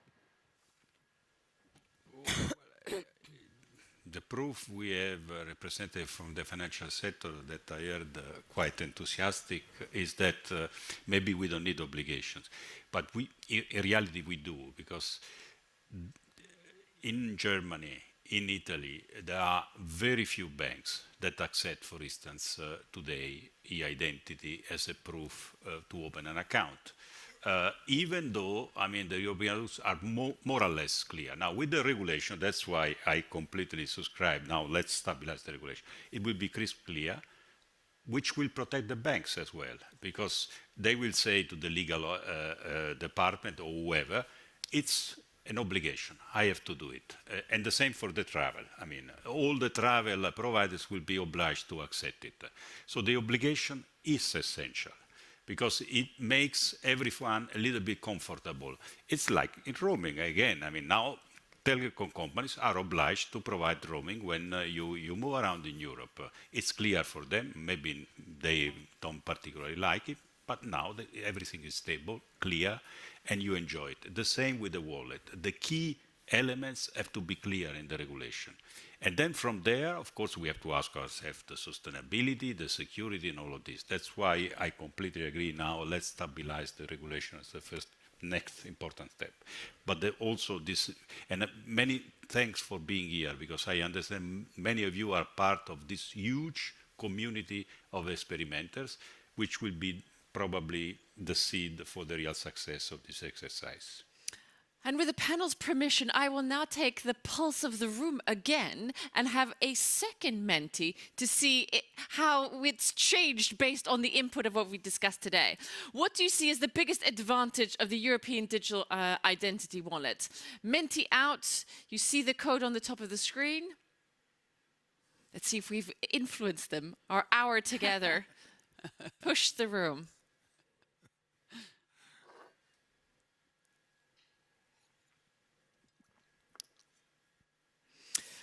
Privacy, data, functionality, accessibility, less plastic. There, we've got it. Convenience. Trust, travel. What are you seeing that you like? Convenience. Trust. Economic growth. That we like. Ease, trust, accessibility, privacy. I think we've gone full circle, which is, I wish I could say I'd orchestrated that, but it's beautifully orchestrated in the sense that we started with the opportunity. What are we going to do? How do we provide something that allows our citizens to access things in a smoother, easier way with security? And then we dived into the risks. How do we do it? What are the challenges? What are the things that we need to think about as we implement? Thank you for great questions. And we ended with a positive word cloud of the benefits, the opportunities, and that's where we ended. So there's trust in that you guys are going to do a great job, and we all look forward to seeing that as the coming months come. Thank you so much. Thank you. Thank you. It is time for breakout sessions. You will see the breakout sessions here on the screen. You have 5 minutes to stay or move to the next room, and the closing session is 12:35. Sorry. Thank you. Thanks. Thank you.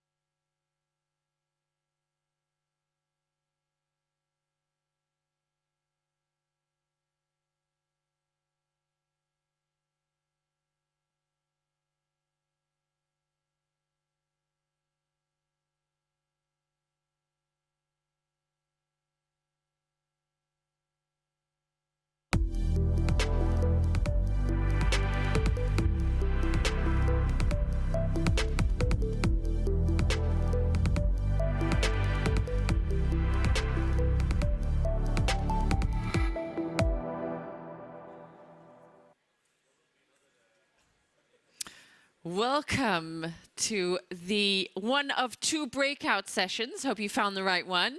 Please have a seat. We're going to discuss the next game changer, general purpose AI made in Europe. I'll wait 1 second while people grab their seats.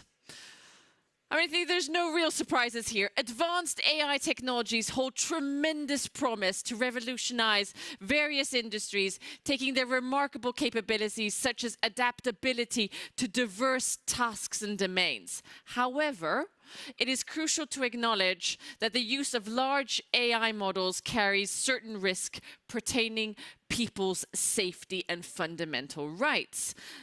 So again, the Digital Assembly 2023, we talked about risks and opportunities. We talk about benefits and the to-do list that we need to think about. And this session will be no different. Europe has demonstrated its capacity to build large language models, such as Bloom, SW3, OpenGPTX, and Luminous, which we'll be discussing all of them today, while maintaining focus on trustworthiness and prioritizing people's safety. Nevertheless, these European efforts currently face challenges in competing and scaling up against larger non-European tech companies. And we need to effectively address these opportunities and challenges. I would like to welcome the opening remarks and an opening keynote from Director for AI and Digital Industry at the European Commission, Lucilla Scioli. Hello, good morning. I hope you can hear me. And hope you can see me. Now, yes. Yes, welcome. I am. Good morning to everyone. And I first of all want to apologize for not being able to be there in person. But I know that there is a very diverse audience there. And I also think that the discussion, as you said, Aurora, is indeed really important. And we do have to understand which steps we need to take to make sure that we are actually capable to develop what we like to call general purpose AI that is made in Europe and that it has, reflecting European values and also reflecting a human-centric approach. And this is important because since 2018, when we started our reflections on artificial intelligence, and we started to put in place our policy on artificial intelligence, we had created an ecosystem of excellence on the one hand and an ecosystem of trust on the other hand, meaning that we had focused on the promotion of the development of artificial intelligence in the European Union, but at the same time, and we want to be at the forefront of the developments in artificial intelligence, including at the global level. But we know that to be able to develop, we need also people and businesses to use it. And we know that for having greatest use and having greatest protection, an environment of trust is extremely important. So we have focused very much on the development of a human-centric framework. And also an environment of an artificial intelligence made in Europe that reflects our values and somehow also tries to limit a little bit our dependencies on technologies that are made in other parts of the world where maybe privacy is not respected and where also, other safety and democratic concerns that we have are not necessarily respected. And so we think that an artificial intelligence made in Europe has to be trustworthy. And the comparative advantage we have always believed to have in the European Union is the fact that we have very strong industrial sectors, and therefore an artificial intelligence developed also for our industrial sectors can really be at the core of our activities and an important source of competitiveness. But now we are, a few years later, and we are about to conclude the negotiations on the Artificial Intelligence Act, which is the first regulatory proposal globally addressing the use of artificial intelligence in high-risk context. And we just started the trilogue with the European Parliament and with the European Council, and we hope to be able to finalize it by the end of the year. So it's going to be a very intense discussion on different aspects of the regulatory framework, but I think it's a very important step, because nowadays when we see yet another leap in artificial intelligence, which is the production of the large models and the foundation models and the generative models, we see that it is extremely important to be able to base ourselves on guardrails and on rules that go a little bit beyond simply giving the responsibility to companies to make sure that their developments are safe and trustworthy. And so we are trying also to put in place accompanying measures to make sure that the implementation of the regulatory framework will be not too complicated, in particular for the smaller companies and the startups. So we foresee the implementation of regulatory sandboxes. This is an element that the startups in particular will be able to use to make sure that their innovations are actually compliant and do not risk to create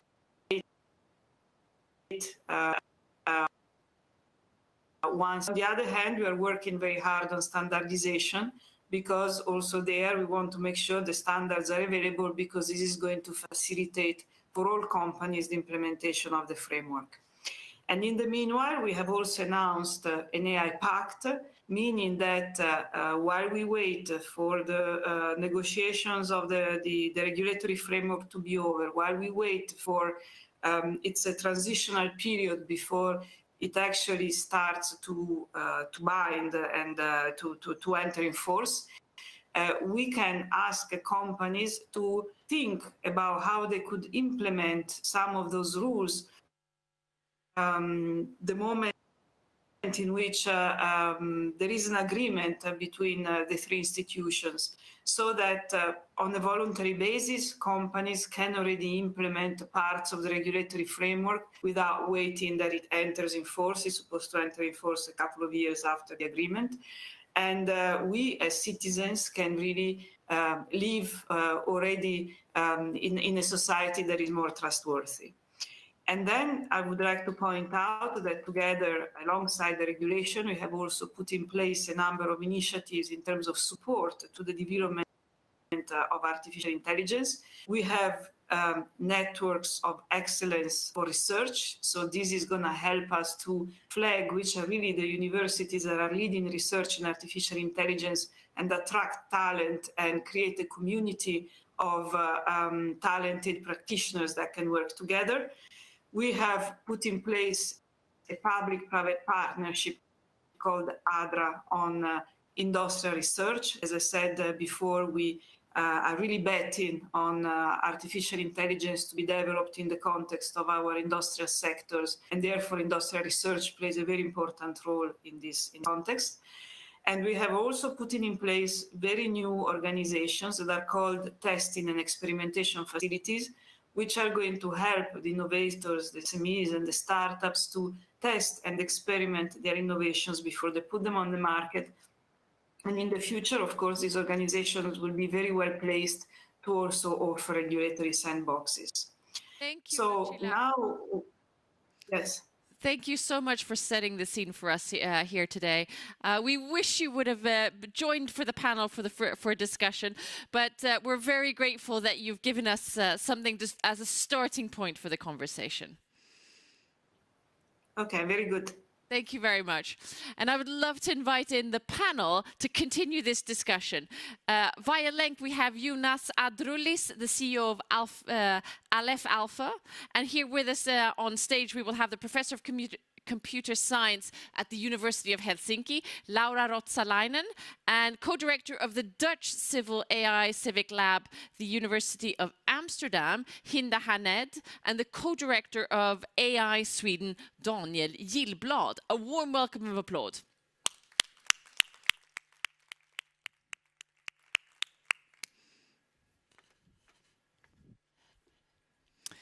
Welcome. Thank you. Welcome. Thank you. Thank you. We have, it's the opposite of magical chairs, too many chairs. You get to choose to sit wherever you want. Lovely. So we heard our keynote speaker in the opening session. I also want to say before I forget, there is a microphone. So if anyone wants to add to the conversation, please raise your hand and the microphone will find you. But let's dive into it. Jonas, you are joining us online. You're building something rather extraordinary, an AI chatbot that has the benefit of transparency and explainability. Could you tell us a bit more and maybe specifically about the choices that you've made in terms of product and strategy? Yeah, thanks for having me.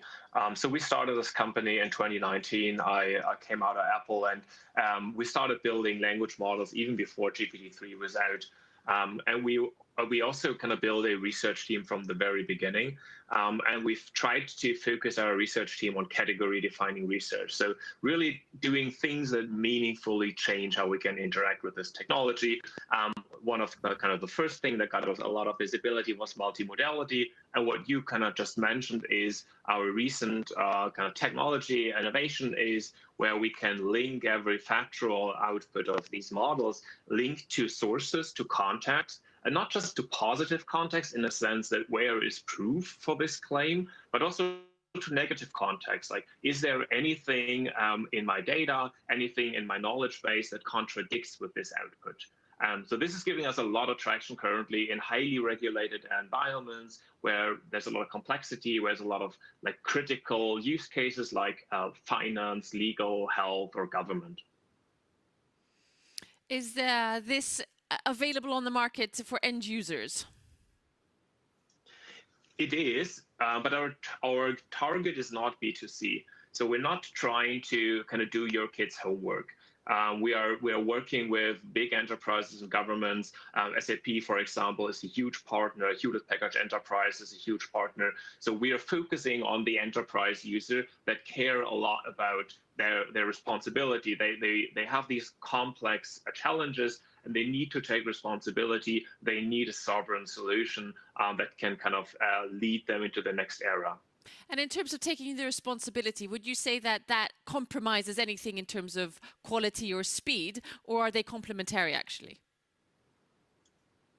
So for the kind of use cases we are helping with, they would not be possible without our technology. So when you look at ChatGPT, right? When you're a lawyer, there was actually a funny case a few days ago where a lawyer submitted something to a court in the US written by ChatGPT, and he got reprimanded because ChatGPT was referencing some cases that they were just pure hallucination. They don't exist. And in the apology letter, he kind of mentioned the app was writing it with ChatGPT. If you're a lawyer, if you're a medical professional, you cannot just ask ChatGPT and then say, oh yeah, it's coming from Microsoft, it's gonna be all right.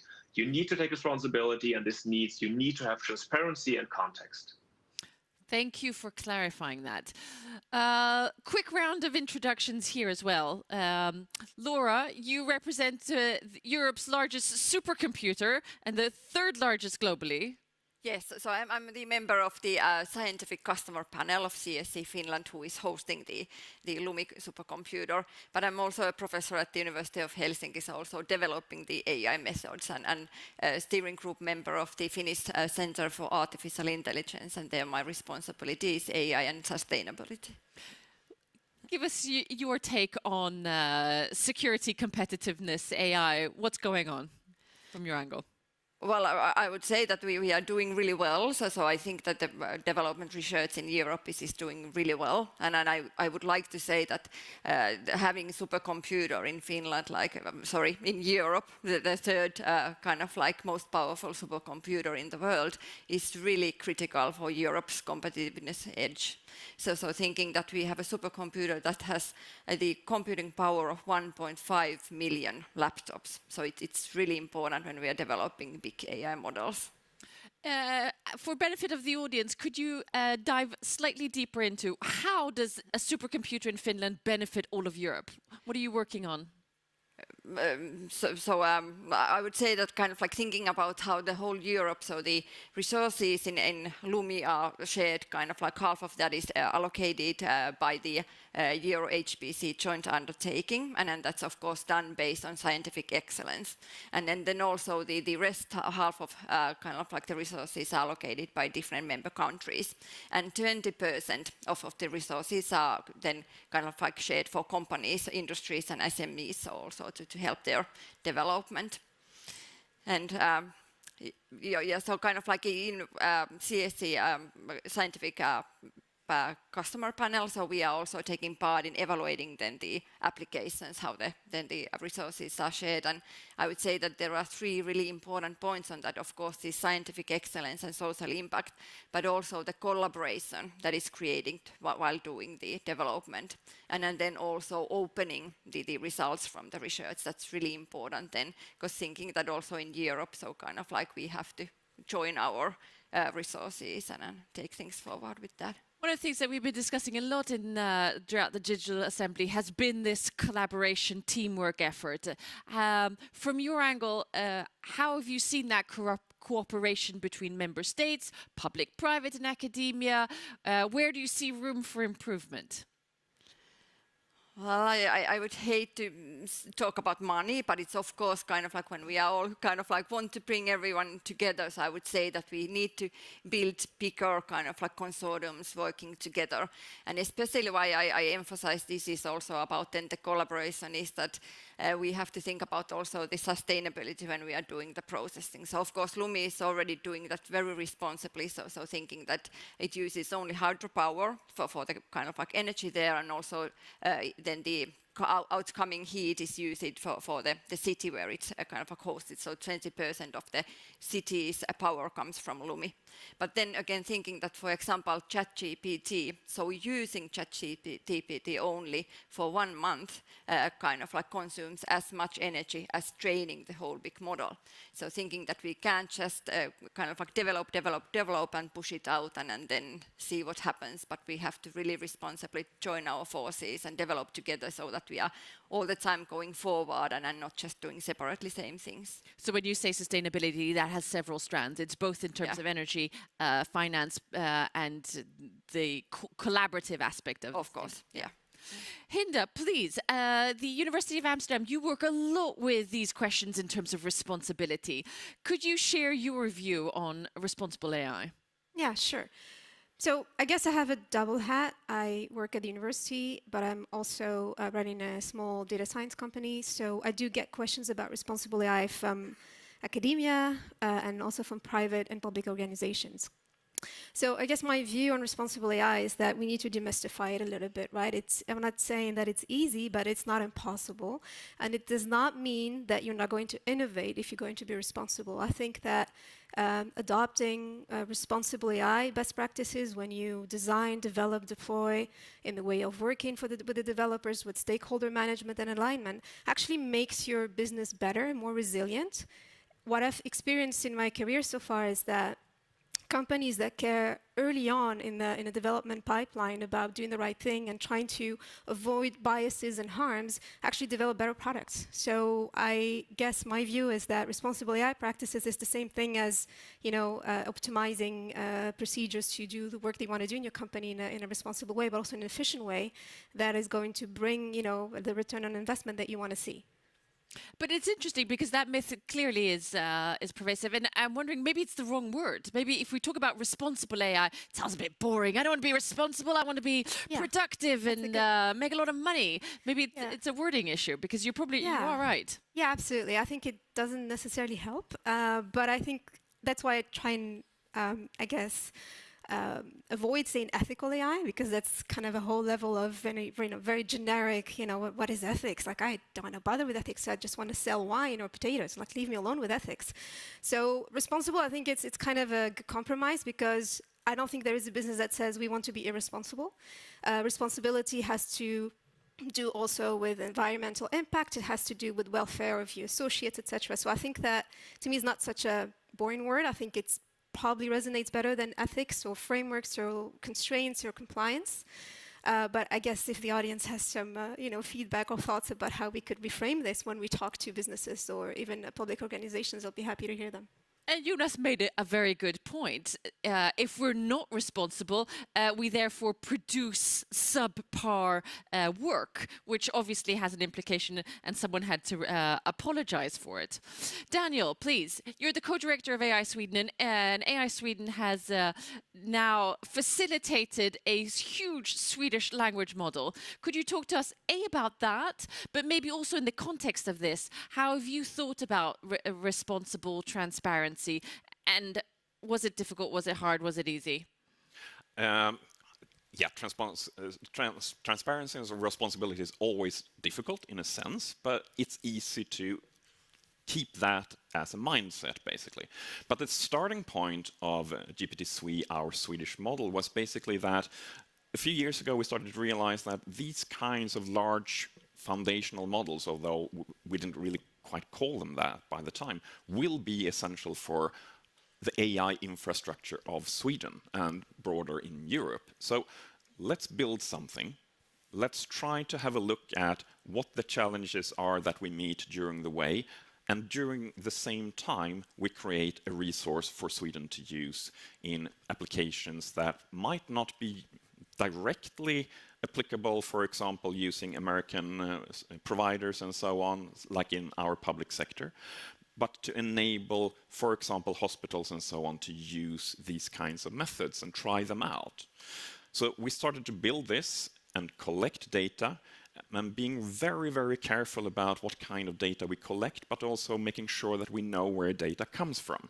But here is also a little bit of a double-edged sword, of course, because yes, we want to decide that some data sets we should perhaps leave out, but we also feel a bit of responsibility.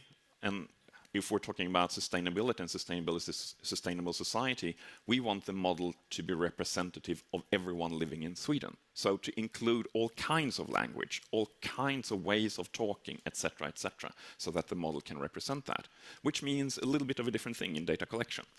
So we did that. And this is now a basic resource that we can reuse again and again and again and update as models get better. And then we trained in collaboration with the Wallenberg Foundation, with providing huge computational resources and so on, models that people can now download, use, evaluate, try and experiment on. And back to the process a little, because I find it fascinating, because we are now building AI, we're on the cusp of this. And do you have any learnings that you'd like to share in terms of maybe conflicts of interest as you built, funded, etc.? Yeah, so for example, data collection is always somewhat difficult. You have to be quite careful in what you include and what you do not include. Making sure that not much private information and so on gets through is of course a bit of a challenge. But I think some of the more practical challenges that we're seeing now for actual adoption is basically a lot of people would like to use this. It's a relatively big model. We don't have any infrastructure to actually run it on and provide it to these kinds of hospitals and so on that do not have these resources themselves. So we have hardware infrastructure to train the models, but not necessarily to provide them to everyone within Sweden that might want to use them. So there are a few different challenges on the way, basically. Understood. Thank you. And one of the things that I've been thinking about is, have you benefited from the fact that it's a huge hype right now? Laura, how is the general sentiment? Everyone's talking about AI. Does that create more misconceptions and slight confusion and too much speed? Or is it something that you can capitalize on and ride that wave in your supercomputer? I can see you in the office as a superwoman. Well, I would say that on the kind of like research and development side, I think we are still doing quite responsible and kind of concentrated the things as previously. I would say that maybe the public discussion is a bit off nowadays, because of course it's quite difficult if you are not taking part in development to see that. But I would say that there's a really huge interest and kind of like really good scientific and industry kind of like collaborations arising from this. Because one of the things that we want to discuss here is Europe versus non-European, and we have a scaling issue, and we can't pretend that we're in a vacuum here. Jonas, from your point of view, how do you see the European models being built versus the potential scaling and speed of our non-European brothers and sisters? Yeah, that's certainly a difference in terms of like total capital available. I think there's kind of different dimensions here. I think it's important that we have the capability to shape the future according to our values ourselves. So it's not we're not kind of remote controlled by US companies. If you ask ChatGPT controversial question, you'll always get a very Californian answer. And we mentioned Bloom. Hugging Face is a US company, right? Of course, many Europeans were involved. So there's kind of European teams, European researchers, and then there's also the question of who's shaping the future and with the value that's being created. Will this be available in Europe to build the future, to kind of solve the challenge that we have on like a cultural, on the social level? This will require us to invest, to kind of build a new future.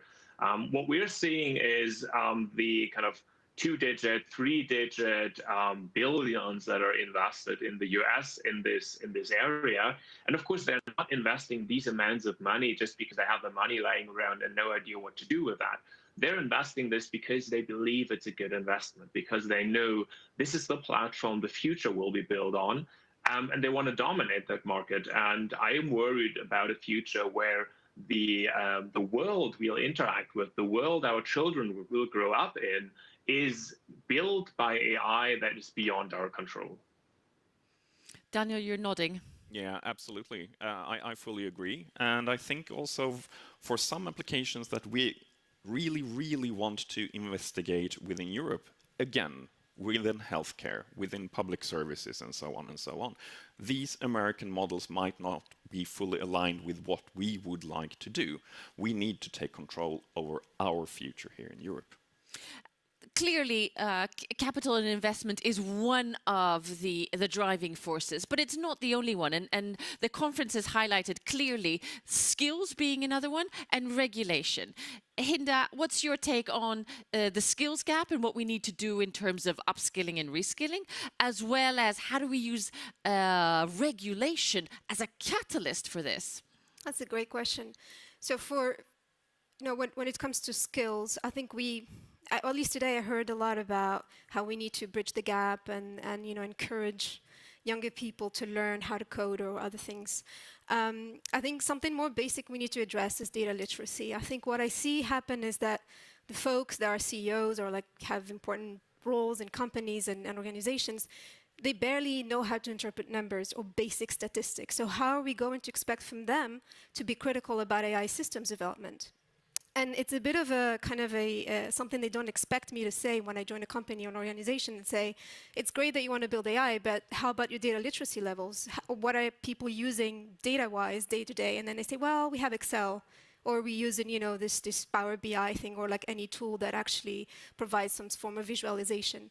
So I think the first thing is to be aware of what the gap is, and in terms of what governments can do. I think there are great examples in Europe right now. I know that in the Netherlands, we have this national AI course that's in English and Dutch, where people can just watch videos and very simple explanations about what AI is.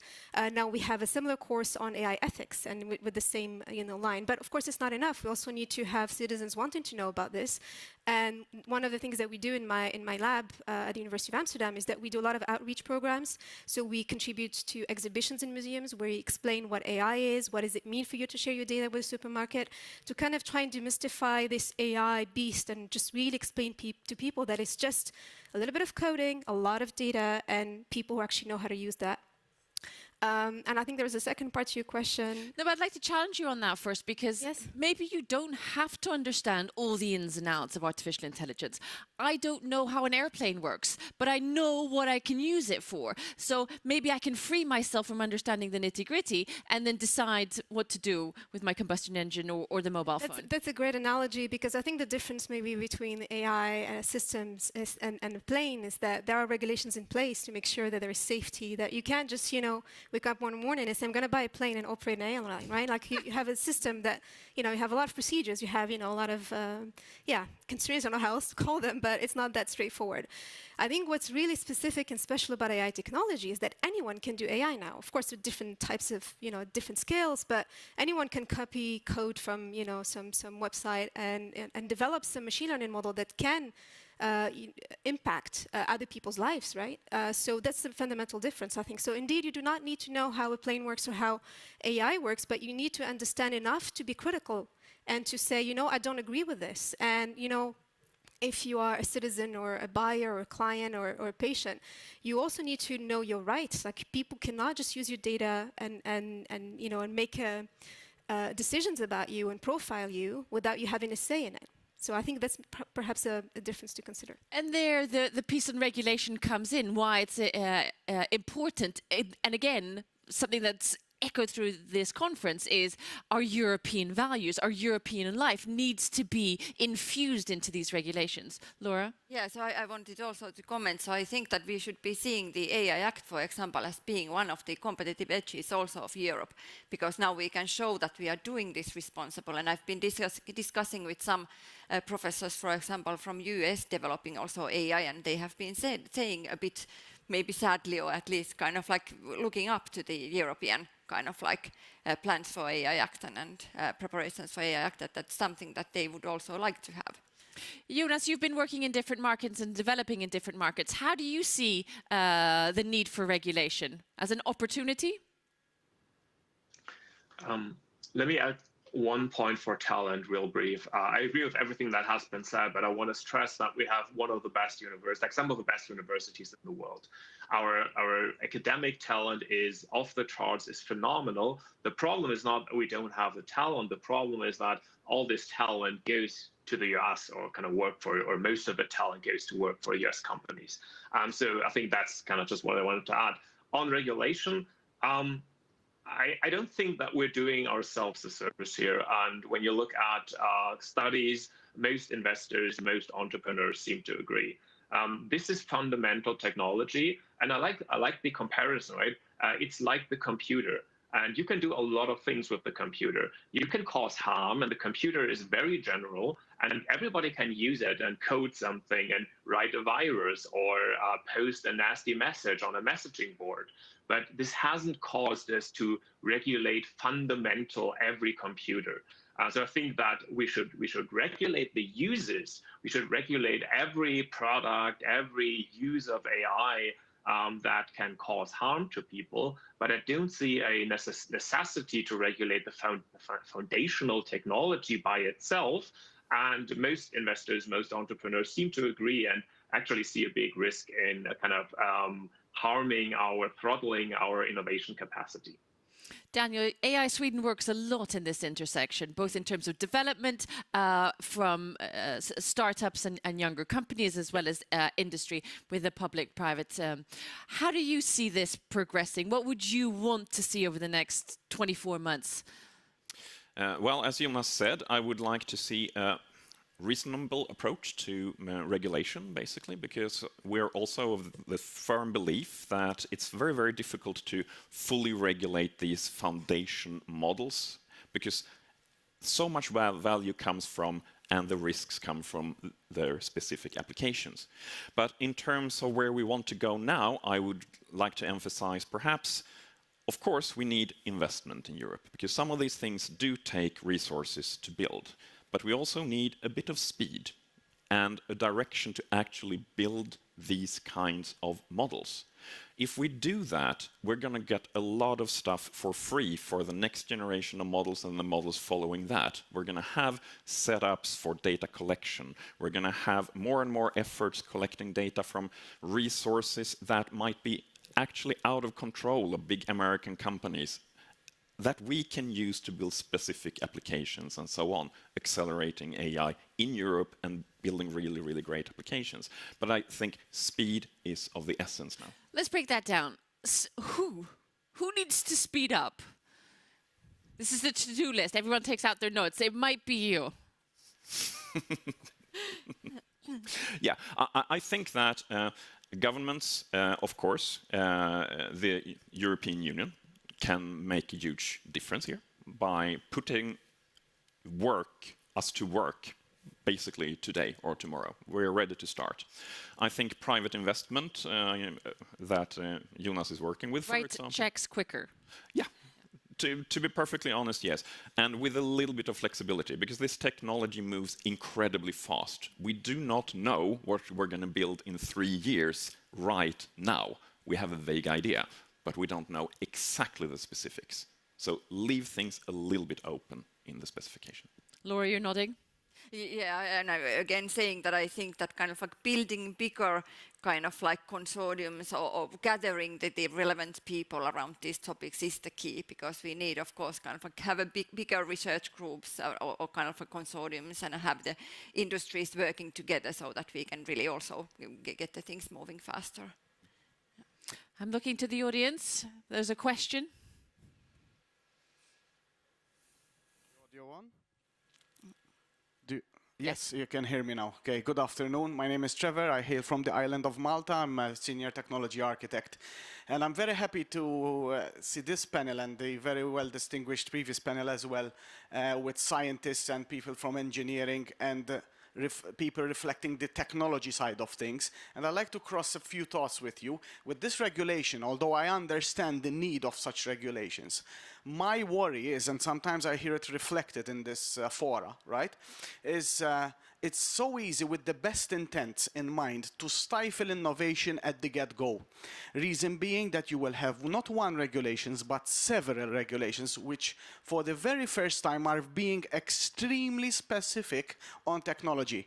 Like the gentleman online explained, that we did not regulate the computers themselves, which are such generic machines. And we see the same thing with artificial intelligence, where the regulation itself, the draft, is so technology specific on a subject that is so hard to define. You know, the definition problem of AI has been a 1950s problem, right? So I think with all the best intentions, we have to be really careful here, not have regulation overlapping on each other, creating confusion, although everything will start with all the best intentions, once again, to be compliant with the European values, which of course nobody can disagree with, and they're so sterling and should be protected. But maybe the question should be, do we already have enough regulations to regulate the act which we do not want to happen, rather than the technology itself? So if discrimination... It's a revolution in regulation. Exactly. It's going for the outcome as opposed to the technology. Exactly. Hinda. Yeah, these are great comments and the question. I guess the way I think we should start thinking about this, and a lot of people already are, is AI is not just a tool. It's not like a hammer and it's not a computer. It's an ecosystem, right? It's an ecosystem that involves jobs, annotators, probably underpaid. It affects the environment, and it's being used across different industries and domains where it does cause harm. It is, and it has caused harm. This is why there is such appetite for regulation. So in the Netherlands alone, using a couple of bad machine learning models, we had our tax office that made mistakes about people who needed to reimburse their welfare allocation, and as a result, actually, our government had to step down. So when you see stories like these happening around the world, you think, yeah, we need regulation. But we don't need regulation because we are scared of, of killing robots and drones. We need regulation because AI technology is incredibly powerful, because it's part of an ecosystem. We're not scared of the, 2,000 lines of code. We're scared of how people's data is being collected without their consent. We are worried about how it affects children and how their data is being used, not necessarily with their parents being aware. So when you think of it as an ecosystem and all the decisions that have to come into place to come to an outcome that actually impacts positively or negatively an individual or a community, I think this is where we start maybe thinking about the regulations in a different way, right? I believe that this is why we need regulation. No regulation is perfect, but I believe that if we get started somewhere and then we start tweaking and learning, and also, start thinking about perhaps this part of the regulation has prevented us from moving forward with a particular domain, then we can do something about it. But I guess that, again, if we think of it as an ecosystem, this is a very different technology from other technologies that we have. Maybe then we get to have perhaps a slightly different narrative about why AI needs regulation. And also maybe if we add on to the question of of the regulation, maybe this is one technology. Maybe we need to regulate then quantum computing and, or as the good sir was saying, the actual outcome irrespective of the technology. Daniel, how do you see that? Yeah, how do you see that working in practice? It's easy for us to talk about it. Yeah, and it's very, very difficult. And again, I liked coming back to the actual application. I think managing data and so on is a fundamental thing that we need to worry about, how it's collected, our personal information handled, and so on and so on. But that doesn't necessarily mean that we need to regulate the methods and models that provide other fundamental steps to different applications and services. So I would really, really like to see more of a focus on applications themselves. I think that is super, super important. And it would be very, very interesting to see a further mapping basically on where there is already efficient regulation, already taking care of parts of AI application in healthcare or in government or other sectors, where there isn't, where we could use more. But also, we live in a global world, right? We need to align this a little bit with the US and the rest of the world for it to be perfectly efficient. Perfectly efficient, be careful. There's a lot to talk about when it comes to regulation. There's two other topics that I think we should dive into a little. One is, we touched upon it, it's skills.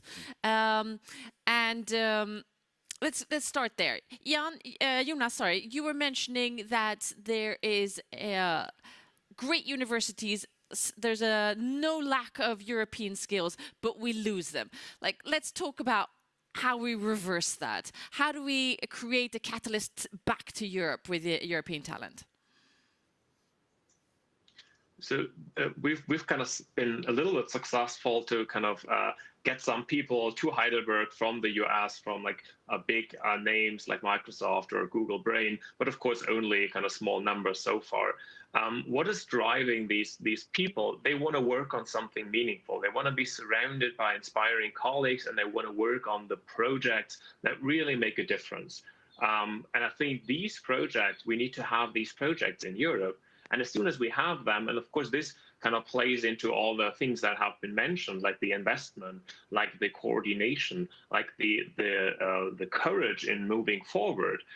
If we build an environment, if we support the universities, the companies to defend and build their leadership position, to work on these big topics, then I believe we have no problem kind of pulling that talent or keeping that talent, because Europe as a society is very much livable and a great place to be. Laura, I'm thinking you must have some sort of gravitational pull to your supercomputer. Yeah, I was just hoping that you would ask that I could comment, because I really think that that's also one really big thing in Europe, because also how accessible Lumi is for all European kind of like researchers and industries. I think that's really a competitive thing also for Europe. Do people know? Because there's perception is reality, and I think Europe, sometimes we do ourselves a disfavor and not necessarily boost all the good things. Yeah, definitely. We have to do that also more when talking about AI. And then also, again, thinking that kind of like getting also the talents to Europe is joining our forces. So thinking that, presenting that we have these big, good centers that are kind of like having all the kind of like greatest minds there, and also the access to the supercomputing system is really important. And do you see a lot of applications? Or do we want to encourage more? We do see applications, but definitely want to introduce more, because as we all know, we are kind of like getting short on kind of like employees. Yeah, I just wanted to add something quickly about how attractive Europe is or is not towards, young students or PhD students or folks that tend to leave to companies. I think there are a couple of things I want to say. One is, I think we need to get better at promoting what we're doing, because we're doing phenomenal things, but it's not necessarily a culture that we have maybe in Europe, that we promote ourselves when we're scientists.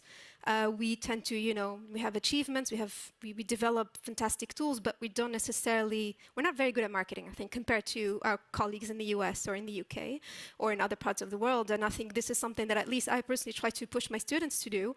And they often tell me, hey, but I'm just a student. Why should I talk about my stuff? Like, because it's awesome. So, you know, changing the culture there and making it, you know, it's okay to promote your work. And, you know, of course, at the individual level, but also at the European level, I think we just need to get much better at that. And I think also there are a lot of opportunities and there are already a lot of things happening in Europe, and at least I can cite, of course, what I know, which is in the Netherlands. We have this excellence center for AI where we have dozens of laboratories, research laboratories that have been created in collaboration with industry partners. So we have collaborated with banks, we collaborated with the police, we collaborate with the municipalities, the cities. This is where I'm, what I do, and that gives very interesting, real-world problems to students. So they don't have to look, to big social media companies and so on. They can just see that in Europe they can solve real societal challenges because we have really, managed to collaborate with industries and companies and organizations. So I think that's also something we also need to perhaps implement elsewhere and start talking about it more or better. And to Jonas's point, working with something that really matters, having a mission, schools, police, hospitals. Daniel, this is what AI Sweden does, promotes artificial intelligence and becomes a catalyst. Talk a bit about your work there and where you see Europe can improve in this storytelling part. Oh, yeah. We're doing it on a much smaller scale than Europe at the moment, but what we can actually see working is exactly what you're mentioning and what Jonas has already mentioned and so on. Getting smart people together, ambitious people together that want to work on serious and sometimes difficult problems, building something at scale. That really, really works. And I really do believe that we have a lot of small efforts, at least in Sweden and so on, that do not really have the critical mass to start attracting talent at scale. If we can create that critical mass of really, really good work, of really, really good people, even more people will be attracted to work in that kind of environment. Skills is clearly an issue. We have a question from the audience. Do we have a microphone? Yes.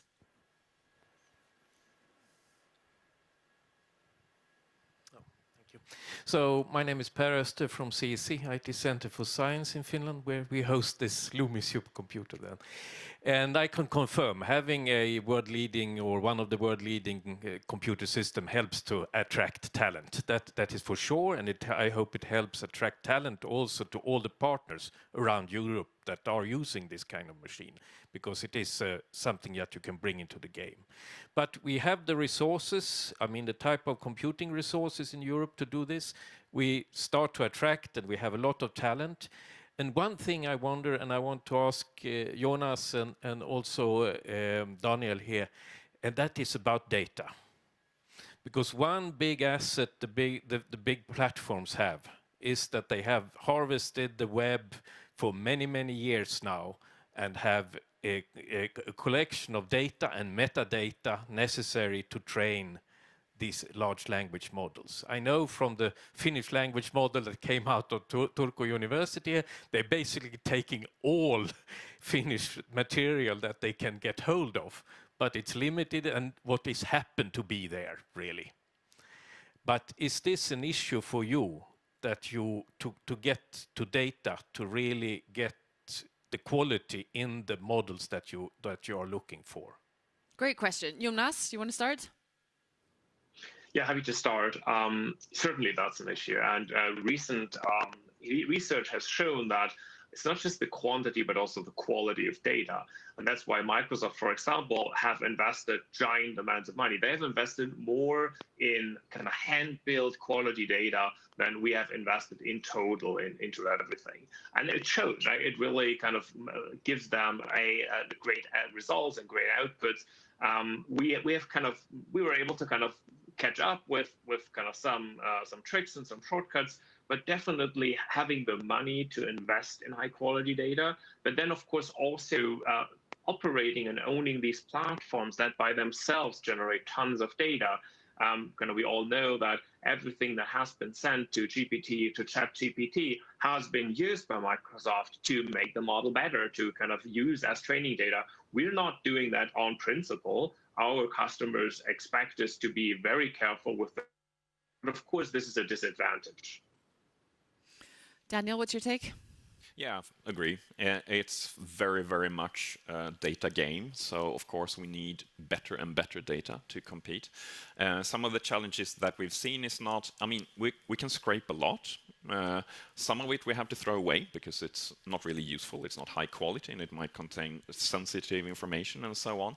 But there is more data out there that could be used for European models, good models, but there are legal issues, there are copyright issues, etc., etc., etc. I think focused efforts on actually building these models, these solutions and so on, will push ourselves to actually look into how can we make all this kind of valuable data all over Europe available to build the best services that we can. Clear? Happy. Do you have a solution? Of course you do. But you don't have the microphone right now. We would take the last few minutes to look into the future. And we heard from the European Commission in the opening remarks. She mentioned European industry and centers of excellence. And as an indicator, that's potentially where the strongest AI can be built out of something that we already know. So I'd like to take the last few minutes to talk about where do you see, which industries do you see are strong and where artificial intelligence can be a further catalyst. Daniel, I know you work a lot with Swedish industry. Yeah, and I can see it basically all over. We know that automotive industries are already using artificial intelligence for autonomous cars, etc., etc. But we can see huge opportunities, for example, within drug design, drug production, within continuous production, discrete production. It's all over. AI is certainly a fundamental architecture that's going to be everywhere. And you encouraging. You say it is a fundamental piece, or I would have thought you would say it's going to be. No, it is. It is already. In most industries, it's already a fundamental part of what companies are doing. And with the latest generations of models and so on, we can take such a huge leap in some of these industries that the mind boggles, basically. If we get this right, we're going to be in a completely different place in 2 years. It's a bit of an if, but yes, mind boggles. Hinda, from your perspective, where do you see the centers of excellence and where do you see Europe really flourishing as we apply artificial intelligence? So I guess, as you said, we see that across industries, but I have a couple of things in mind. So the first one is I do think we are pushing a lot of the ethical and best practices, and for good reason. So I think we will be driving innovation and perhaps practical AI tools to help us with that. And the second thing is that I'm hearing a lot about lately is how are we going to tackle the climate question, the climate emergency that we're living right now with the use of AI. So specifically, how can we analyze, all this big data that we are collecting? And how are we going to leverage it to trying to better manage our water, our the different ecosystems, the environment? And I think that's definitely something we can hope that is going to help us with this question. And also something that's been echoed throughout the conference, both in terms of the sensors in the submarine. Absolutely. There's a huge effort. We're not doing digitalization for the sake of digitalization. Exactly. We have huge challenges to tackle, and hopefully these two twin transitions will empower each other. Jonas, from your perspective, where do you see Europe flourishing over the next couple of years? So what worries me is that Germany and Europe in total, we've not really led innovation in the last years. When you look at the adoption of AI, even before the boom of generative AI, we were taking it slow. We were kind of risk averse. And I fear that if we continue with this pace, then we'll lose further grounds in this industrial revolution. So I agree with all the opportunities. We'll see phenomenal opportunities in kind of all aspects. I just a few days ago spoke with an absolute expert that told me he's expecting cancer to be cured in 10 years. And most of that is driven by AI. I also believe the climate change, the challenge of climate change, the challenge of the demographic shift that we're facing can only really be solved by innovation. The deciding factor, and I agree with Daniel, is really is every industry. This is every kind of knowledge work. And when you look at Europe, what is making Europe strong? That's mostly knowledge work. We don't really have resources. We're not like a low-wage manufacturing country for the most part. So our knowledge work, we have to kind of protect our knowledge work in a new era. We can only do this by moving fast. We've mentioned that. And taking control of this development. Thank you. Laura? Yes, I think it has already been kind of like proven that the AI will enable sustainability for all the three pillars. But also I would like to say the green transition is hopefully the first one that will be really pushed with AI fast. And I think that industries are already working on that too. Slightly leading question, but is that a parameter when people apply to the supercomputer? Well, of course, the social impact is there, but I wouldn't say it is strictly. So, of course, we are looking at very broad, the all innovations, because, I think that kind of like supporting all the important parts is very important, that because we don't know what we need in the future. So we don't know what we need in the future. We do know what we need right now, and we're in the middle of a potential climate collapse and biosphere collapse. And hopefully, the power of artificial intelligence has been unlocked 5 to midnight and stop the racing train. We have a few minutes left. I'd like to ask the panel to conclude with your main priorities. What are your main takeaways? If we meet in a year, what will you have done? Jan, let's start with Jonas. I apologize. People often ask me, with like looking at 100 billion invested by Microsoft or in the US, how are you going to survive? Tell me why Aleph Alpha is still alive in 2 years and still basically playing Champions League. And my answer is always that this is not Aleph Alpha against Microsoft. This is a collaborative effort. This is us versus all the great kind of governments, the great countries, the great organizations we have, and world's best enterprises. And I think this is the European way. It's like coming together, working together, and building our sovereignty, not just for us ourselves, but also for pretty much every industry, every company in all sizes that we have in Europe. And this is what we need to work on. This is where we need to kind of accelerate. But this is what we're working on, and I am hopeful that we can pull it off. Thank you. We look forward to holding you to your words. Laura, main takeaways. So definitely what I learned during the panel is also that to remember even more and more emphasize the great infrastructure that we have available in Europe to get this kind of like skilled people to also enter Europe, but also now kind of like trying to think about how to make these collaborations more stronger so that we can do this responsible AI, so doing it sustainably and not kind of like just pushing a lot of different applications that do the same thing and consume a lot of power. Thank you, Laura. Linda? I guess what I'm trying to work on now for a while, and hopefully I'll have good news in a year from now, is I guess I just hope for the narrative around AI technology to not just be between it's going to be the end of the world soon or it's going to save us all. You know, just be a bit more educated and have people understand the range of applications, all the fantastic stuff that AI brings, but also trying to be more aware of the limitations and how to indeed, you know, protest when you're not happy, or like how do we learn to contest AI in our day-to-day lives. You have a media challenge there in a clickbait climate that wants to go to all of the extremes. And I think one of the things that also we've echoed through this digital assembly is personal responsibility. We all have a responsibility to be nuanced in our assessment and analysis, and maybe think twice when we see the hyperbole. Absolutely, yeah. Daniel, final words from you? So in 1 or 2 years, we're going to have a selection of open and closed large language models, multimodal models, etc. in Europe. Several of them have been adapted to specialized applications. Many are used in open settings, etc. I believe we will get there, but we need to start now. We need to start now. We need speed. Thank you for a very informative deep dive into generative AI. Please. It was a good applaud. We're all worth it. Please stay in the room. In a few minutes, we will have the closing session here. We'll do a bit of a rearrangement, and the people from the other breakout will join us. Thank you. Thank you. Thanks. Enjoy the event.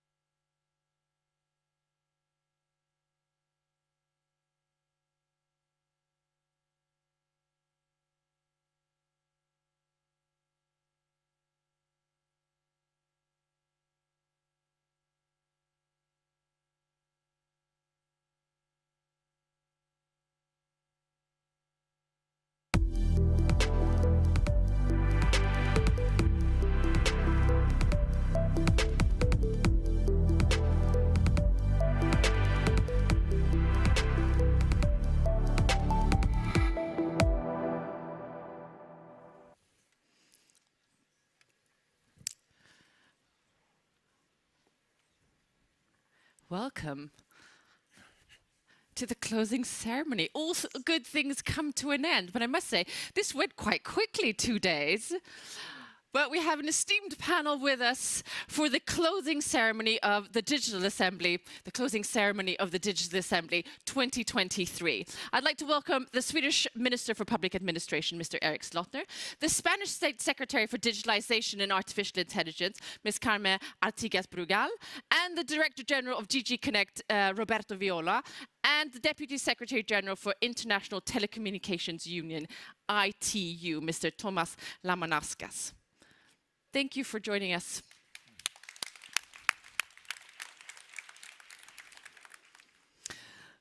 Erik, I'll start with you. We're at the turning point in the presidency of the Council of the European Union. Only a few days left before we hand over. Which points of the digital policy do you think have marked the Swedish presidency?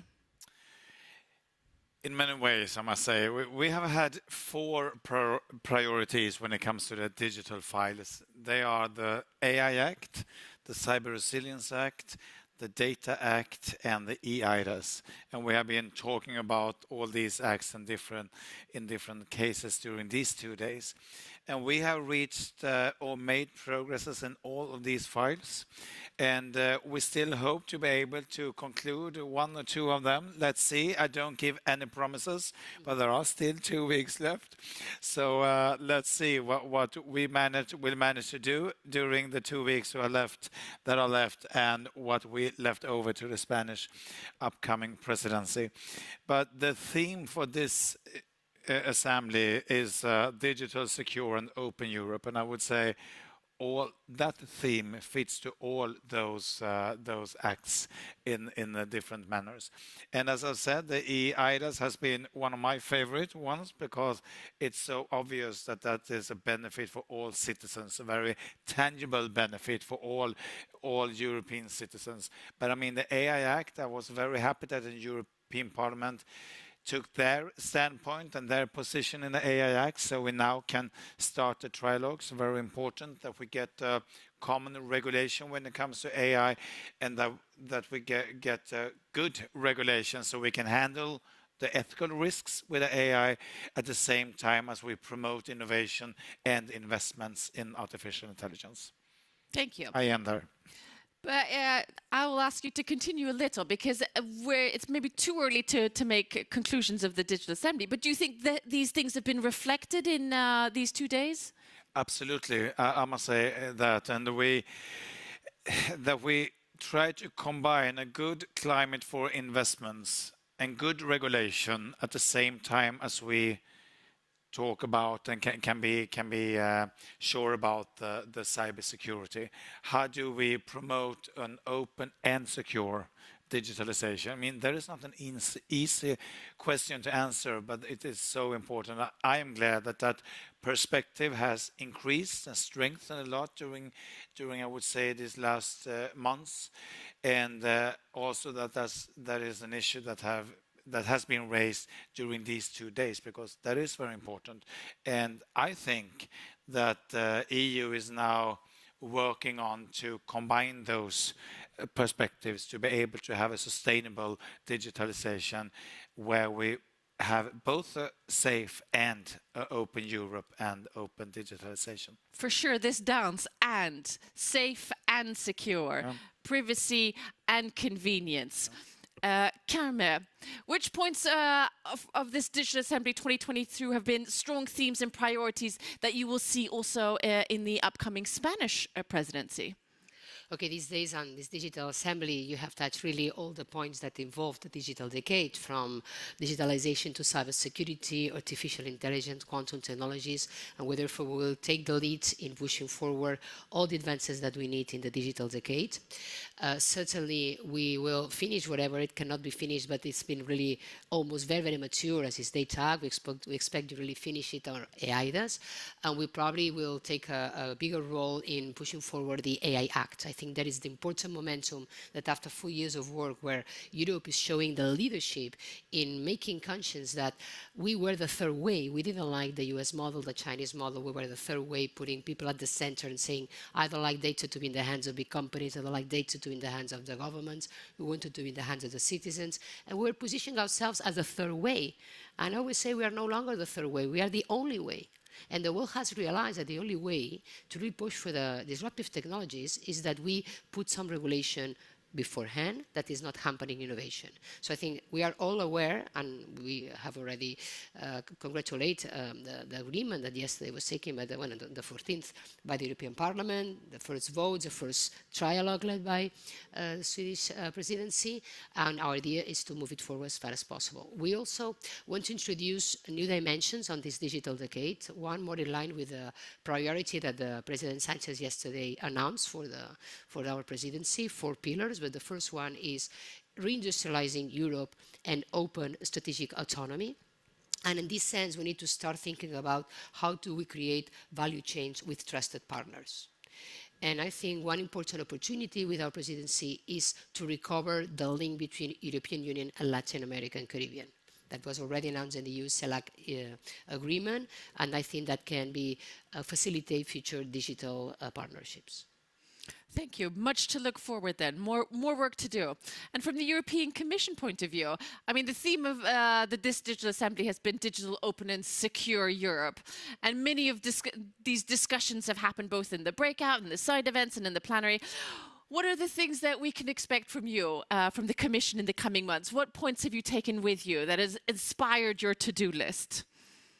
Well, first of all, what we take is the sun of Sweden. I sense irony. I've been really impressed about the participation of people to this digital assembly, coming from all sorts of different expertise, with different background, and really being able to be in sync. I mean, and singing like a chorus. A closing ceremony sounds a kind of sad thing. That's not the case. First of all, because it's been really a very good assembly. Secondly, because the thing we have been discussing and being discussed now are really the future of our society and our economy, the future of Europe. So can you be open and secure? I mean, it seems an oxymoron, no? I mean, normally when you want to be secure, you lock. And this is, for me, the challenge of the coming months. For first of all, we wish all the best to the Swedish Presidency, because there are 2 important weeks ahead in terms of very important legislation that shapes the future of Europe. And then we enter in 6 months that will be important. I dare to say for the generations to come, because the work on artificial intelligence is really a defining work. And then also the ambition of the Spanish presidency to look at the world, to actually make more friendship and so openness, inclusion, but at the same time offer what we have on offer for especially in the digital domain, which is human-centric, trusted. That's really the brand. The European brand is about this. Whatever product we offer on the market, it's with this idea. I mean, that's behind the people like the one attending the assembly today. That's trust, that's democracy, and that's really something that makes possible to have this kind of contradiction, openness and security. Thank you. Thomas, obviously, connectivity has been a key part of this conversation. And to build on what Roberto said, this is not a closing ceremony. This is the starting point for the next chapter after the Digital Assembly. What do you think will drive the political debate in the coming months or years? So thank you very much. And I think for me, this is, in terms of this closing one chapter, but taking to-do lists for the next chapters, I think, for every one of us. So indeed, connectivity still remains a huge issue. And I think from us looking out from the global perspective, we still have what we keep repeating, 2.7 billion people not connected, and we still need to galvanize investments for that. And I think that will still be a big debate internationally as well as in Europe. But then, of course, there are other sub-layers. So digital resilience for us is a huge topic. And of course, we talk about different aspects of that. Cyber, but I think increasingly physical, here, geopolitical technical as well, but I think how do we have that comprehensive view of digital resilience to make sure that our networks are, are usable and are safe as well. AI, we're talking a lot about risks, but I think always very important to remember ourselves, there's a lot of opportunities and there's still a lot of divides. So it's not everyone still has access to those opportunities, and still the development is confined to a few centers and a few, let's say, even countries as well. So I think how we spread those opportunities as we manage risks will be important. Space industry, we see a really big rebirth, and I think, of course, a lot of activities here in Europe, but elsewhere as well, with so-called low Earth orbit satellites now covering the Earth and continuous launches there, but also new challenges, from space debris to space traffic management, which we don't have full answers yet, and I think here the Europe's leadership will also be super important. Then, of course, and we spoke here quite a bit on the green and climate, and I think that's I want to kind of reinsert in that debate, is indeed this green digital transition is not a twin transition, it has to come together, and digital needs to play a crucial role in helping us both mitigate the climate effects and adapt to them as well. And of course, the final one, which we still, we already inserting in this agenda here, is all these new emerging technologies. We're talking still about 5G, but as we speak here in ITU, we, finalizing framework for 6G, so there will be the next decade, and I guess new next race on that as well. Also, quantum technologies and others. I think from our point, though, it's always important to make sure that everyone is included in that journey, that that race doesn't become a race to isolate and protection, to be protectionist about this, but that race becomes this how to lead with the example, and that's where I take this again really to the heart, this slogan, if you will, this conference, digital, secure, but open, and I'm really happy to hear that commitment on this panel as well. Thank you. And Carmen, could I ask you to add on to that? What are your reflections on this, the security aspect of both the conference, but also the next, the presidency upcoming? It's always the cybersecurity is a fundamental pillar for digitalization. I mean, the more we increase the perimeter of influence of digitalization, the more the higher risk we have. We knew that before, just of course the attack of Russia to Ukraine has made it even more important, and I think that during these years we have seen the extremely efficient collaboration among different member states, and how have we been able to cope with all the challenges that cybersecurity is posing to us, to our public administrations, to our companies, to us SMEs. I think it's a good news that we have in place this European Center of Competency in Romania. I think that's one of the things we can be all proud of.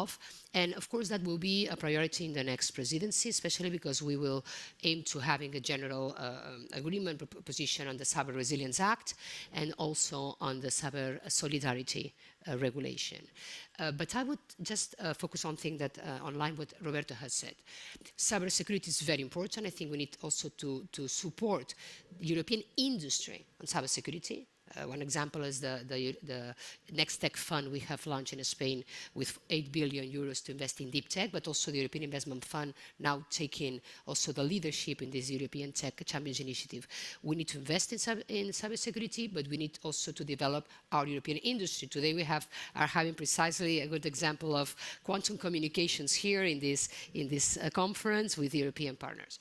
But do not never negotiate cybersecurity or security itself with freedoms, rights and freedoms. And I think we must be able to regulate with something in mind, which is our digital principles of the European Union that was inspired the Charter of Digital Rights of Spain.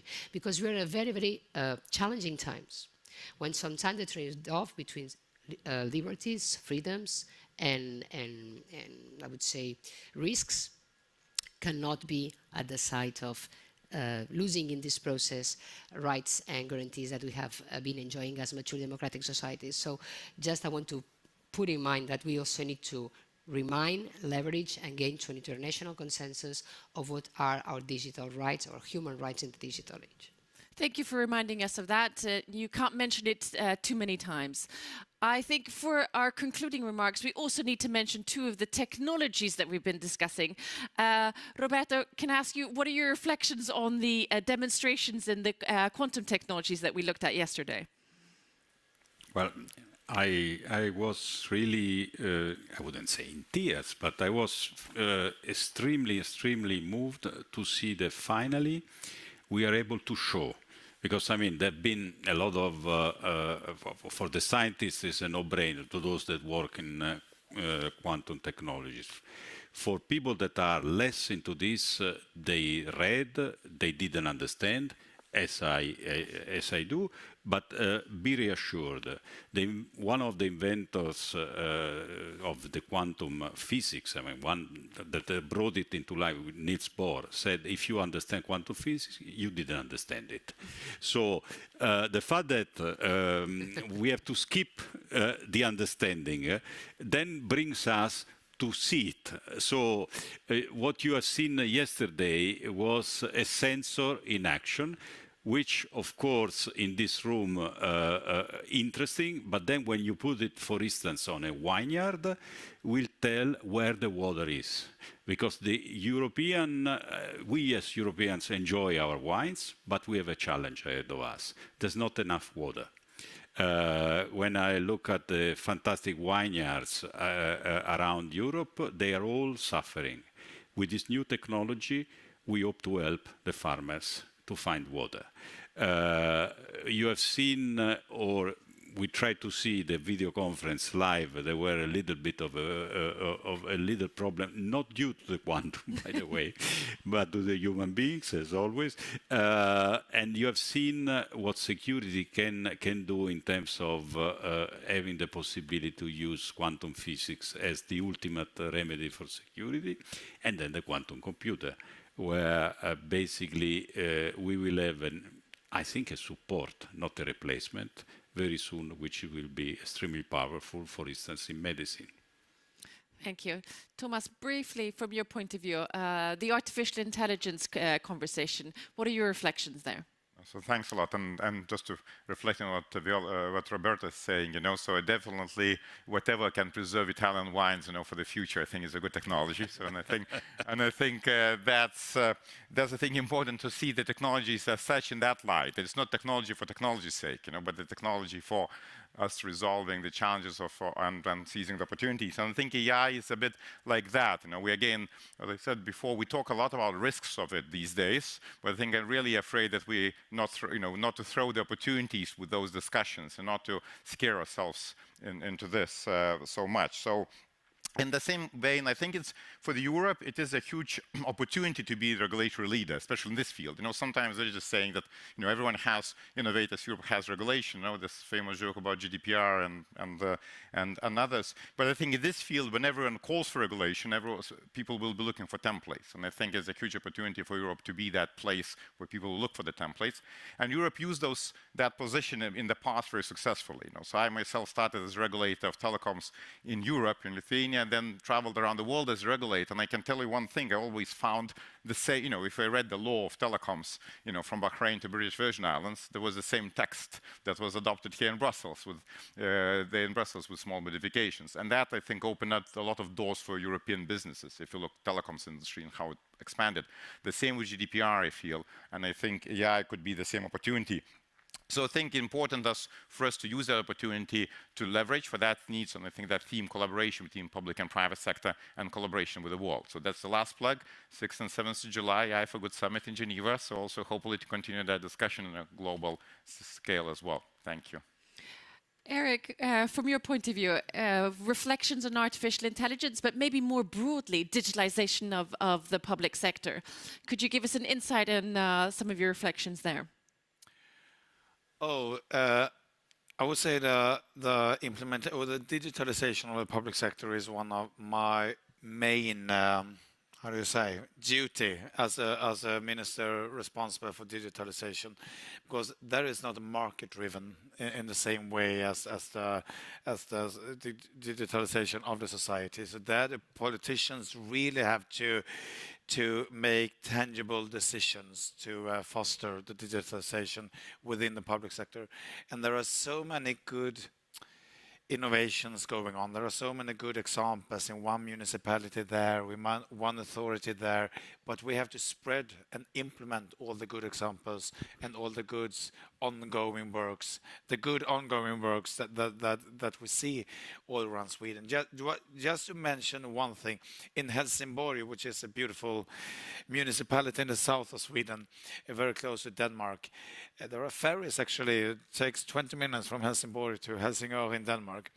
And they have on their, I don't know the word, you are Swedish, sopbilar.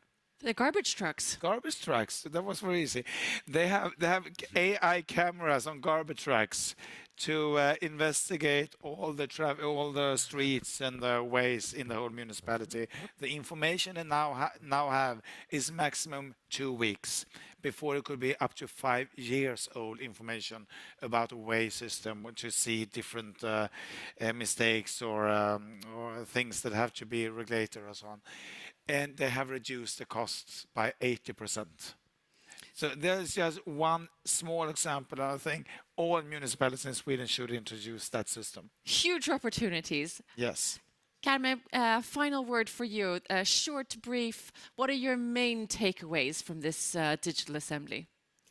Well, I think this is really the cherry on the top of the cake, no? I think that is a very important summary of the vision that European Union has had for the last years.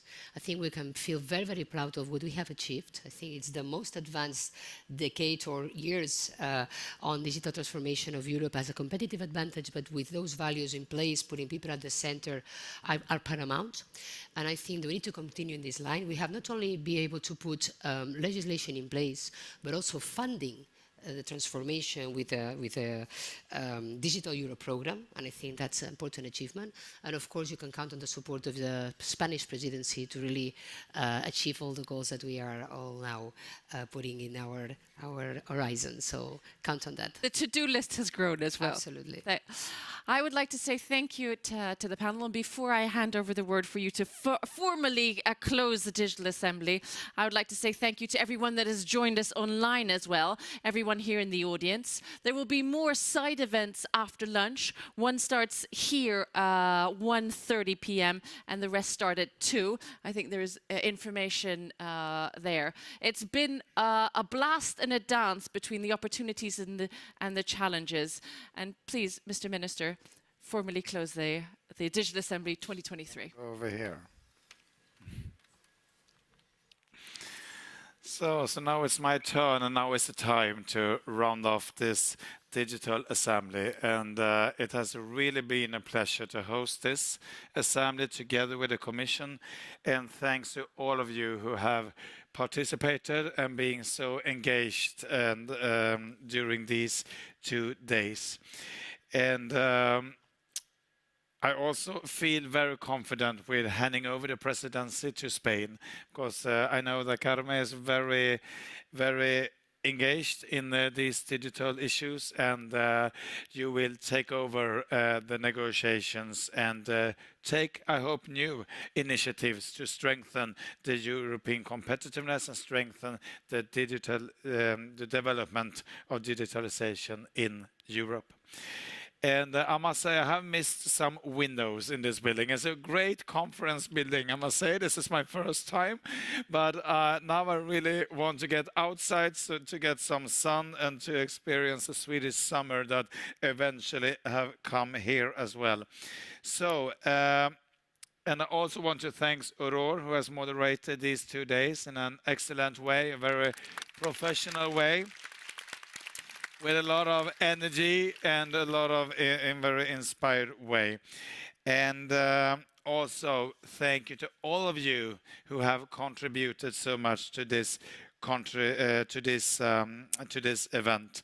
So I know that a lot of people are involved to make this conference happen, and that it has gone on in such a smooth way. So I know there are many of you who have been very much involved. So thank you to all of you who have taken part in this. Thank you so much, and safe trip back.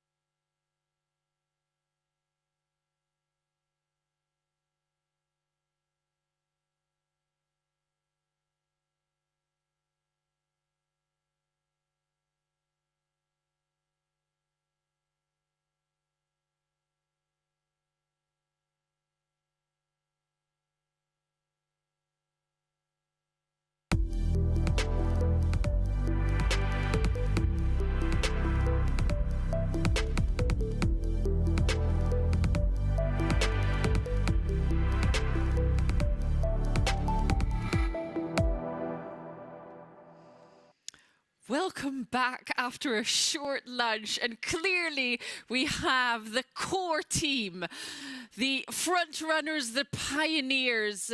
I will give you a gold star, and I think we'll be joined after a while as well from others. Now we have one of the side events, Declaration on Digital Rights and Principles, and obviously very important. The European has a vision for human-centered, secure and sustainable digital transformation where no one is left behind. The European Declaration of Digital Rights and Principles, adopted at the end of 2022, reflects this vision and presents concrete commitments by the EU institutions and member states of the application of fundamental rights and values. So, following now will be keynotes and a panel discussing how to build a digital rights community and provide a platform for representatives from the public and the private sector. We will talk about the risks and opportunities and echo everything that's been said so far in the Digital Assembly 2023. I would like to welcome up as a keynote speaker, Ms. Carmen Artigas, the Spanish Secretary of State for Digitalization and Artificial Intelligence.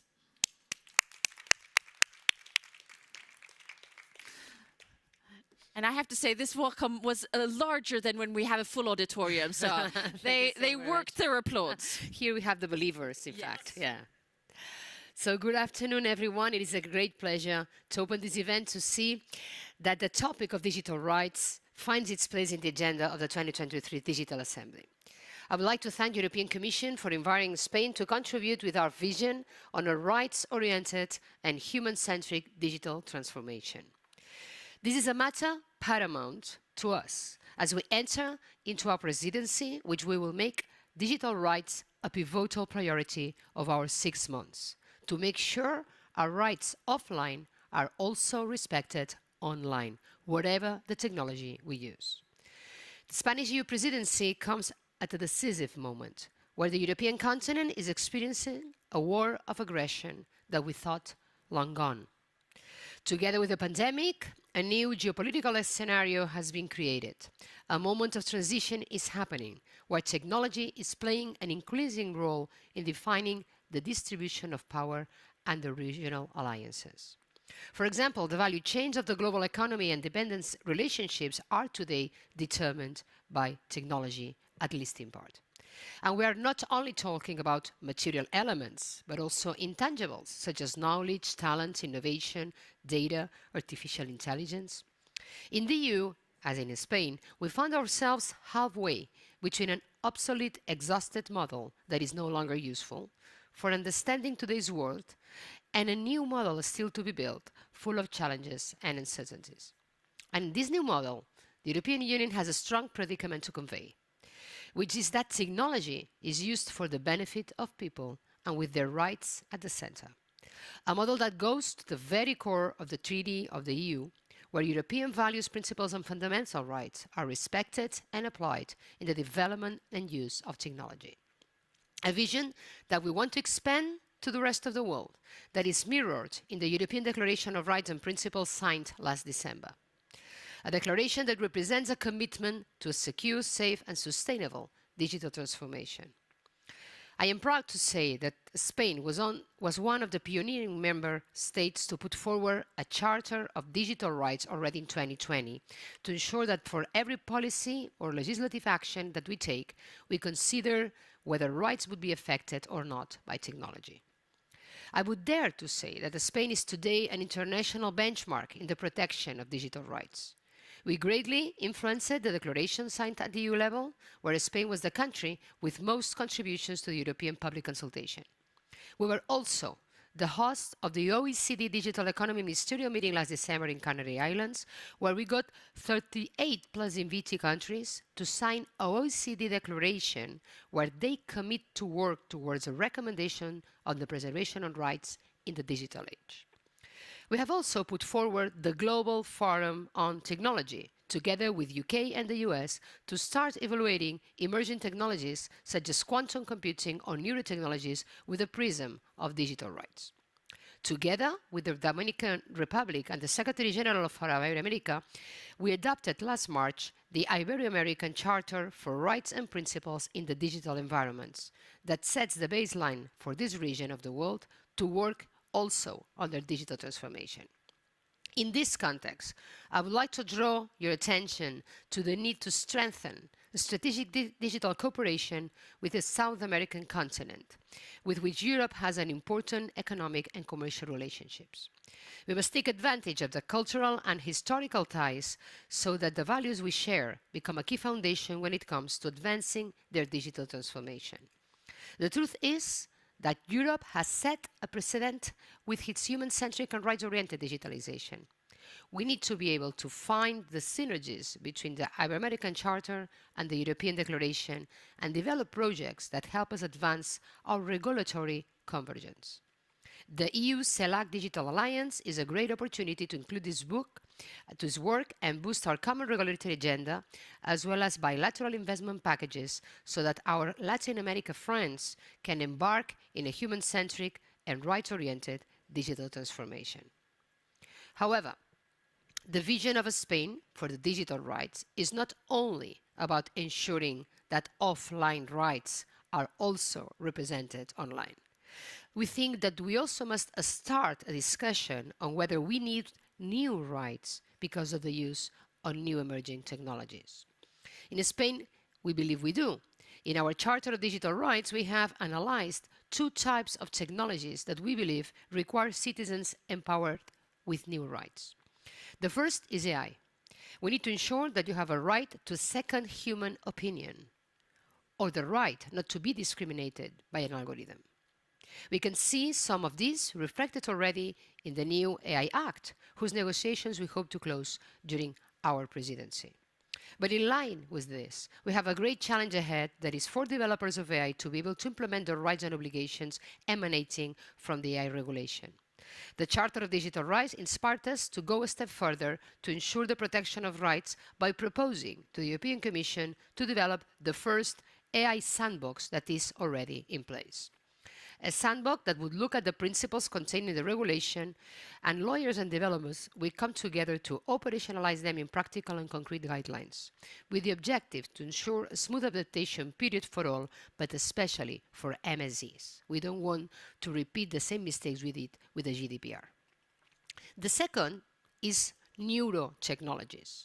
Non-invasive neurotechnologies will also see a boom in research and application during 2023. Neuromodulation, neuroprosthetics, and brain-machine interaction will be the key to combating many diseases such as Alzheimer's or Parkinson's. For this reason, Spain is launching the National Center for Neurotechnology, Spain Neurotech, with the aim to reach 200 million euros investment, and which will give rise to the development of technological tools based on the fundamentals of the human brain. But let me tell you that there are only 5 centers in the world of this kind, but Spain will be the first one in the world focusing also on the ethical aspects, the ethical development of neurotechnologies. And the ethical aspects are very important because these technologies can greatly influence, through electrical impulses, how we think, what we buy, or who we vote. Let me tell you, with neurotechnologies, disinformation and social media and fake news will be a bad joke. We need to talk about our freedom of speech, freedom of opinion, an absolute right, and a right not to be manipulated or augmented in our brain capacity. Maybe we should start talking about a ban on commercialization of brainwave data. If we keep on treating brainwave data as data, we will only have the GDPR coverage. But if we were able to consider brainwave data as a human organ, we all agree that we cannot commercialize with human organ. I think that's a discussion that we should approach. It's not just a national matter, but a European matter. A matter that if we do things right, as we have it already with AI, it can also bring a competitive edge to the European Union. This is why we would like to put it as a topic of debate during our presidency. A debate that brings a balance between the ethical development of these technologies and its promotion and deployment to help tackle major societal and health challenges of our days. As you can see, We are talking about transformative projects that have as fundamental priority to raise democratic values as the path for the development of digital transformation, a vision that requires progressives to step forward and act. For governments around the world to make concrete commitments to create a global awareness of the importance of digitization being built on the foundations of a strong democracy that guarantees our rights. On this way, we will ensure that technology will shape the future of our societies and that technology is put at the service of people. Because technology progress makes only sense if it leads us to social progress. Thank you very much.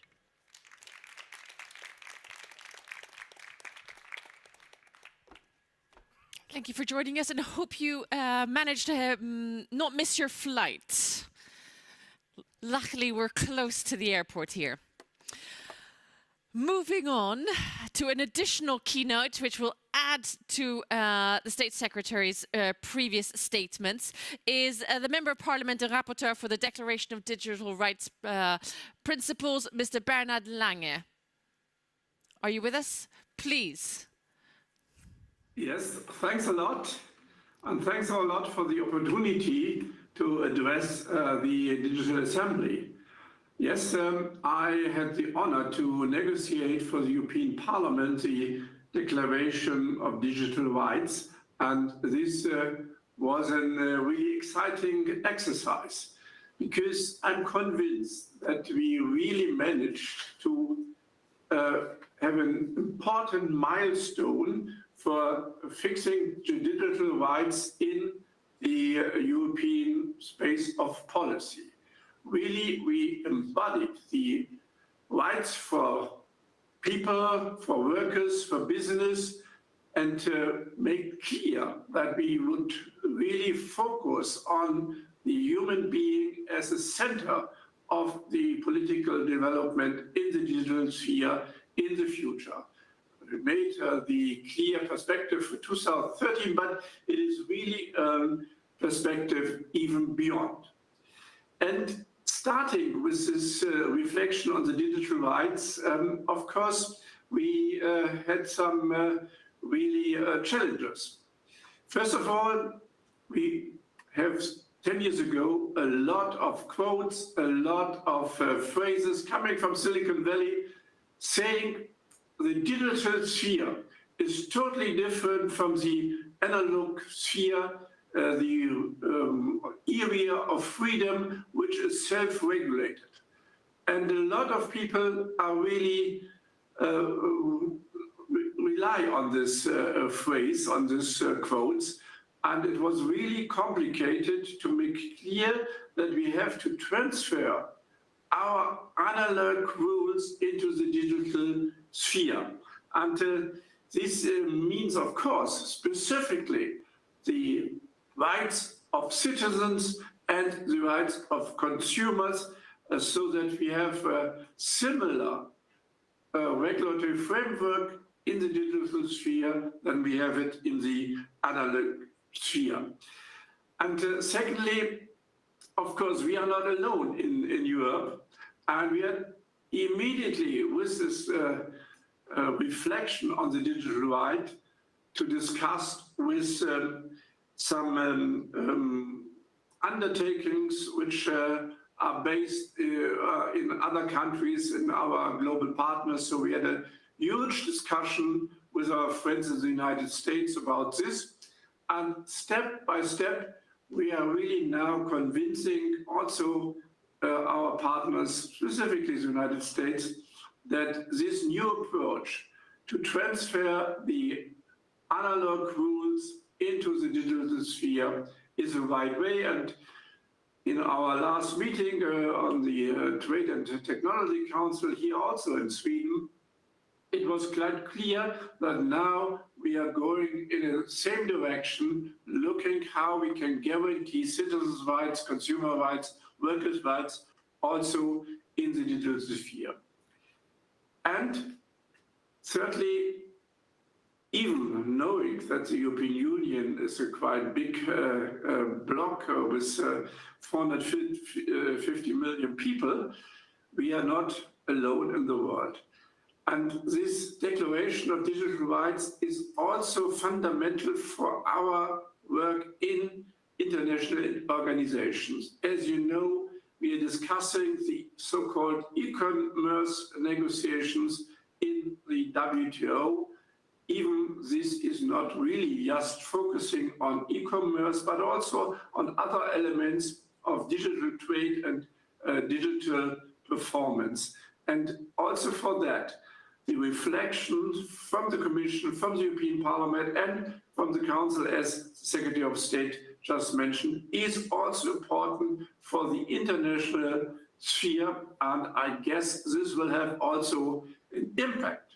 Sometimes it's not really liked by other countries. I heard often this is the so-called Brussels effect, but it is not in the, let's say, protective interest of European business. No, it is really the try to relocalize universal rights from the analog sphere in the digital sphere, and this should be go for a global, in a global way.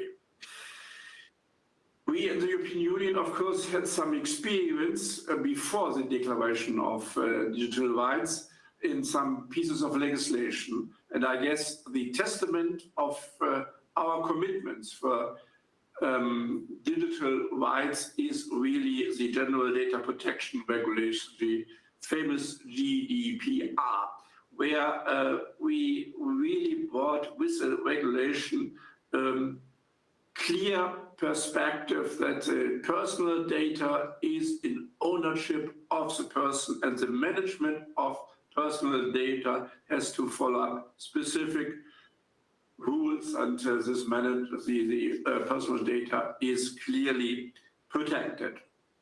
And then, of course, we looked also to fair market conditions, like we adopted the DSA and the DMA so that we establish a safer digital space and we protect users' fundamental rights and promote an open and fair digital space. So it's two legislation which really went in the same direction like the European Declaration of Digital Rights.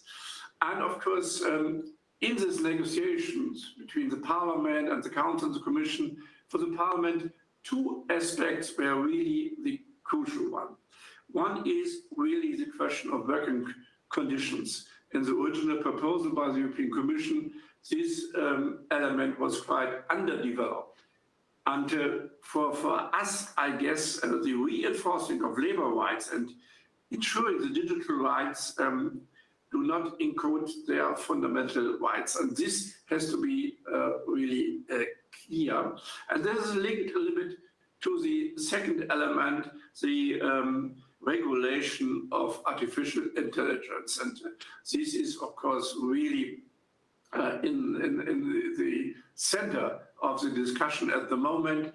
All over the world, we are discussing the consequences of ChatGPT. And last Wednesday, we adopted in the European Parliament a new approach for the AI regulation inside the European Union, so that we are really looking to a risk assessment and prevention plans so that the digital rights can really be served also in the AI, specifically regarding potential health risk and the safety risk. We want really to promote human-centered AI that serves the people and the workers.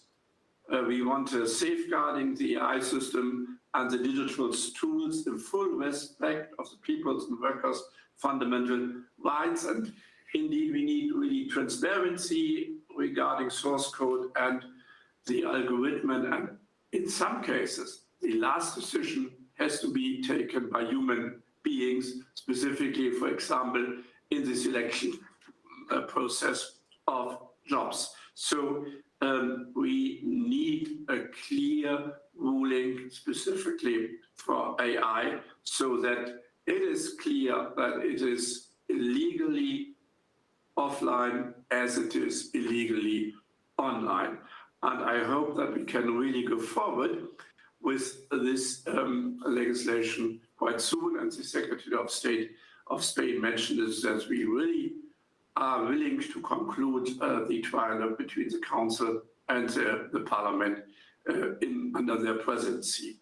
The clear perspective for us is to work in future legislation in the same way, so that the European Declaration of Digital Rights and Principles is really the clear vision where we will have other legislation based on and come really also to a global understanding.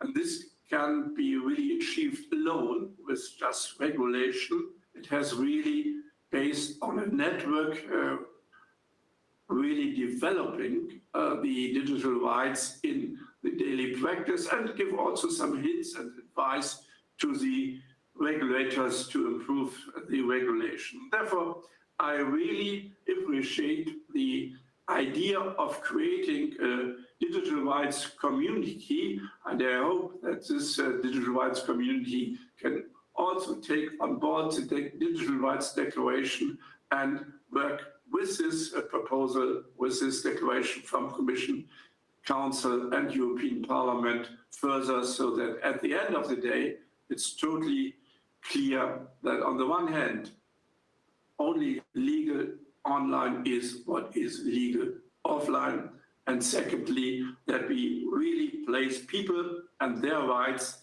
in the driver's seat of innovation and in development for the future. Thanks a lot for the attention.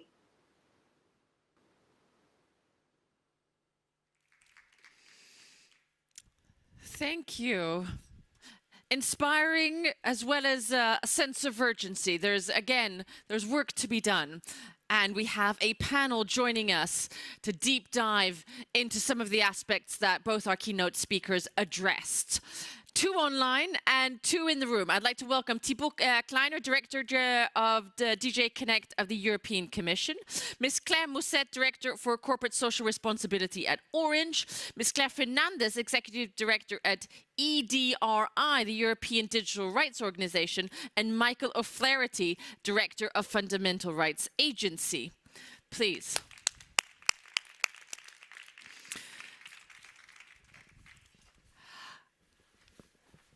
Who said that the easiest panel should be the last panel? So just so you know, we have 2 Claires online. There's room for confusion, but if we work together as a team, I'm sure we'll be able to handle this. And Claire, I trust you to support me here. And be forgiving is what I'm trying to say as well.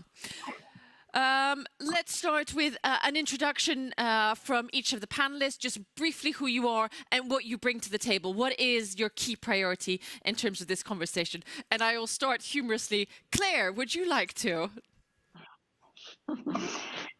Which one? There you go. I thought someone would take it. I can start. Please. Thank you very much for having me. My name is therefore Claire Fernandez. I'm the Executive Director of EDRI, European Digital Rights, and we are the largest network in Europe of NGOs working to protect human rights in the digital age. So represent civil society. So allow me as well for a slightly different take in these conversations.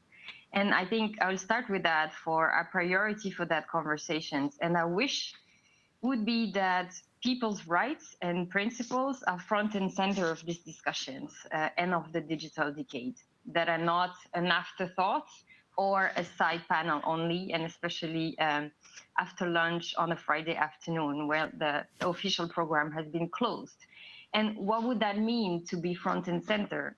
It would mean, first of all, that we have to include affected people and groups.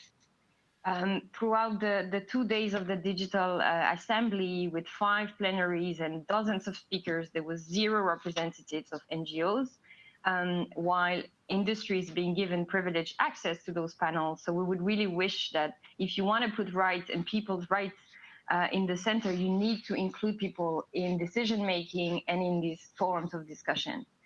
It would also mean that discussions on rights and principles should build on EU primary law and existing international human rights standards, including the Charter of Fundamental Rights, which I'm sure Michael would cover extensively, and that no declaration or the various forums that were explained by the Spanish minister should in no way dilute or water down the regulation and our EU law.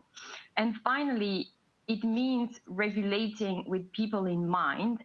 It means that the European Union shouldn't just win the race of technology with China or with the US and not replicate the business model of big tech, but really think what technology, what the space of technology should be in our society, how it impacts people. And the time for having that conversation, specifically on AI, is now. So we would like to have a specific attention to the impact it can have, especially as Europe is a global standard setting. Thank you.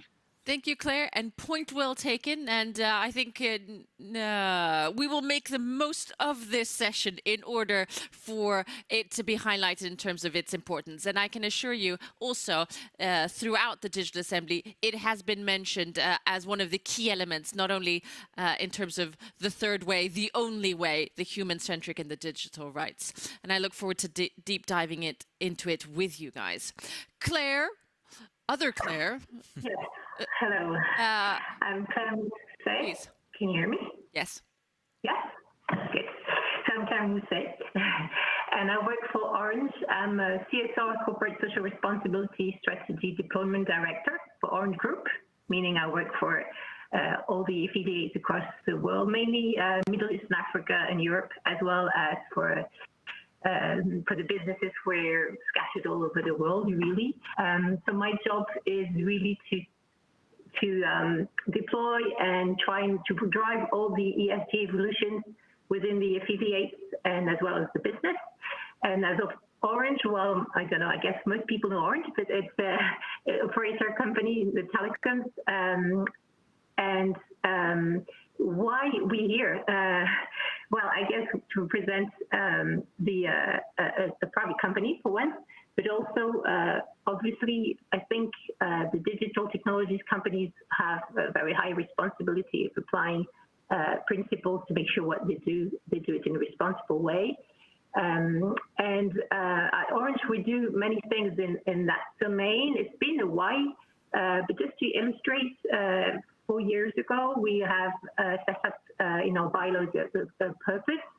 The purpose is just one sentence. It's quite short. It says, as a trusted player, Orange gives everyone the keys to a responsible digital world. And that kind of resonates very much with the declaration, because you find trust, give everyone the keys, you find responsible, etc. So obviously it's the heart of what we do. And so we have many, I guess, examples of initiatives of things we have been doing, new ambitions that we have set up in our strategic plans in terms of responsible digital. And we have also announced, reinforced our ambitions in terms of digital inclusion. So we have a number of programs that can give examples of things that we can do, although we cannot do everything by ourselves. And of course, a lot of what we do is with different partners, with institutions, and with the whole ecosystem as much as we can. So that's it for me. Thank you. Definitely valuable input into this conversation. Michael, might I ask you to introduce yourself and some of the work that you've done on this topic? Sure. Well, I lead the Fundamental Rights Agency of the EU, which is in essence the human rights advisory body of the European Union.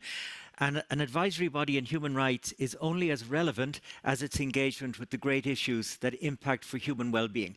And nobody in this room or nobody online would dispute the potential of tech and AI for human thriving as well as for grave risk. It goes without saying. And so these human rights standards that we've all signed up to, we've committed to, have got to speak to, have got to engage with that situation. Now, Claire earlier spoke about the human rights commitments and the importance of not distracting from them. But I don't see the declaration as a distraction. I find it a very useful tool. That's why I'm happy to be here today.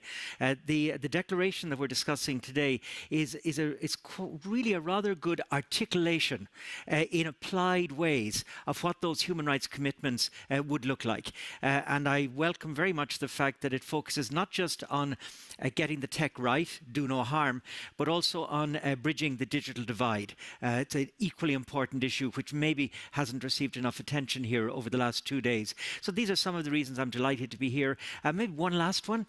Despite all the great work of Claire and the others working on this issue for years, we still live a bit in our silos, working on digital rights.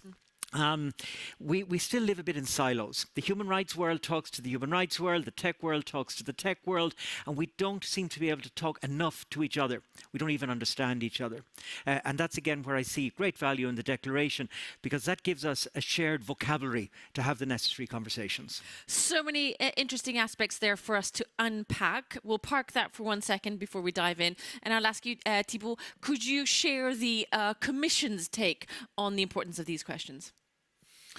So first of all, it's a first that we are discussing digital rights and principles in the Digital Assembly. And I would say that it's a very exciting possibility because, you know, we are here in Sweden. When we speak about green, everybody has heard about Greta Thunberg. When we speak about digital, who are the activists? People know about the CEOs from Silicon Valley.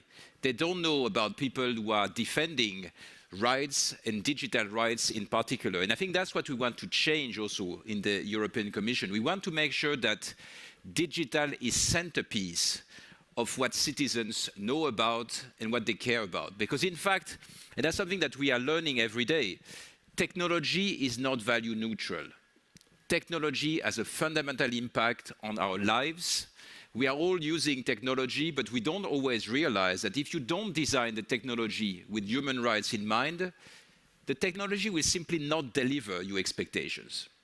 And in the European Commission, the reason why we also had this declaration is to articulate all our efforts to organize the digital space. You know, we've done many legislation, but sometimes it's a bit complicated. We want a simple message for citizens to understand what it's all about. What is our vision for the digital transformation? Hence these 6 areas covering basically what we believe is needed and how to engage also across the board with citizens, with companies, and with regulators. There are many aspects, and clearly team effort is an important play here. There needs to be many stakeholders at the table. And before we look at that, maybe Michael, if you could give us an overview. What are the big pieces of the declaration and how do you see them being implemented? What are the wins, so to speak, as we move into this next chapter? Yeah. I think the declaration has great promise, but let me preface what I say by repeating that it is not in substitution for the fundamental rights, the human rights commitments. We must never lose sight of those. They're always in there, in the background, casting their very important shadow. But that said, the declaration is an infant. I hope nobody will be offended if I say that. It has still to gain traction. It has got to be mainstreamed across the industry, across the governance, be that the regional governance in the EU or national governance. It has to be engaged with by civil society.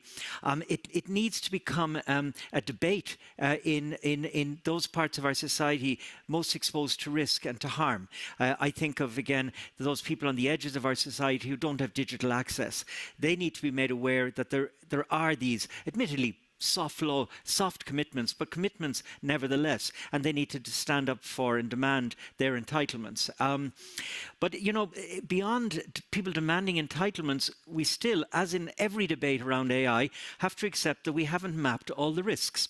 And so, side by side with the declaration, we have to keep investing in the research. The State Secretaries talked about the sandbox. I think it's a great initiative of the upcoming Spanish presidency. And we, in a way, at the Fundamental Rights Agency are now a sandbox. We're testing different parts of tech to see what, in reality, beyond the sort of the magic talk, what is the actual impact of the tech for human well-being and for risk. And it's only on that basis we can bring the declaration to life. So we've got a great infant, but that needs to grow up and become visible, engaged, changing the debate across society.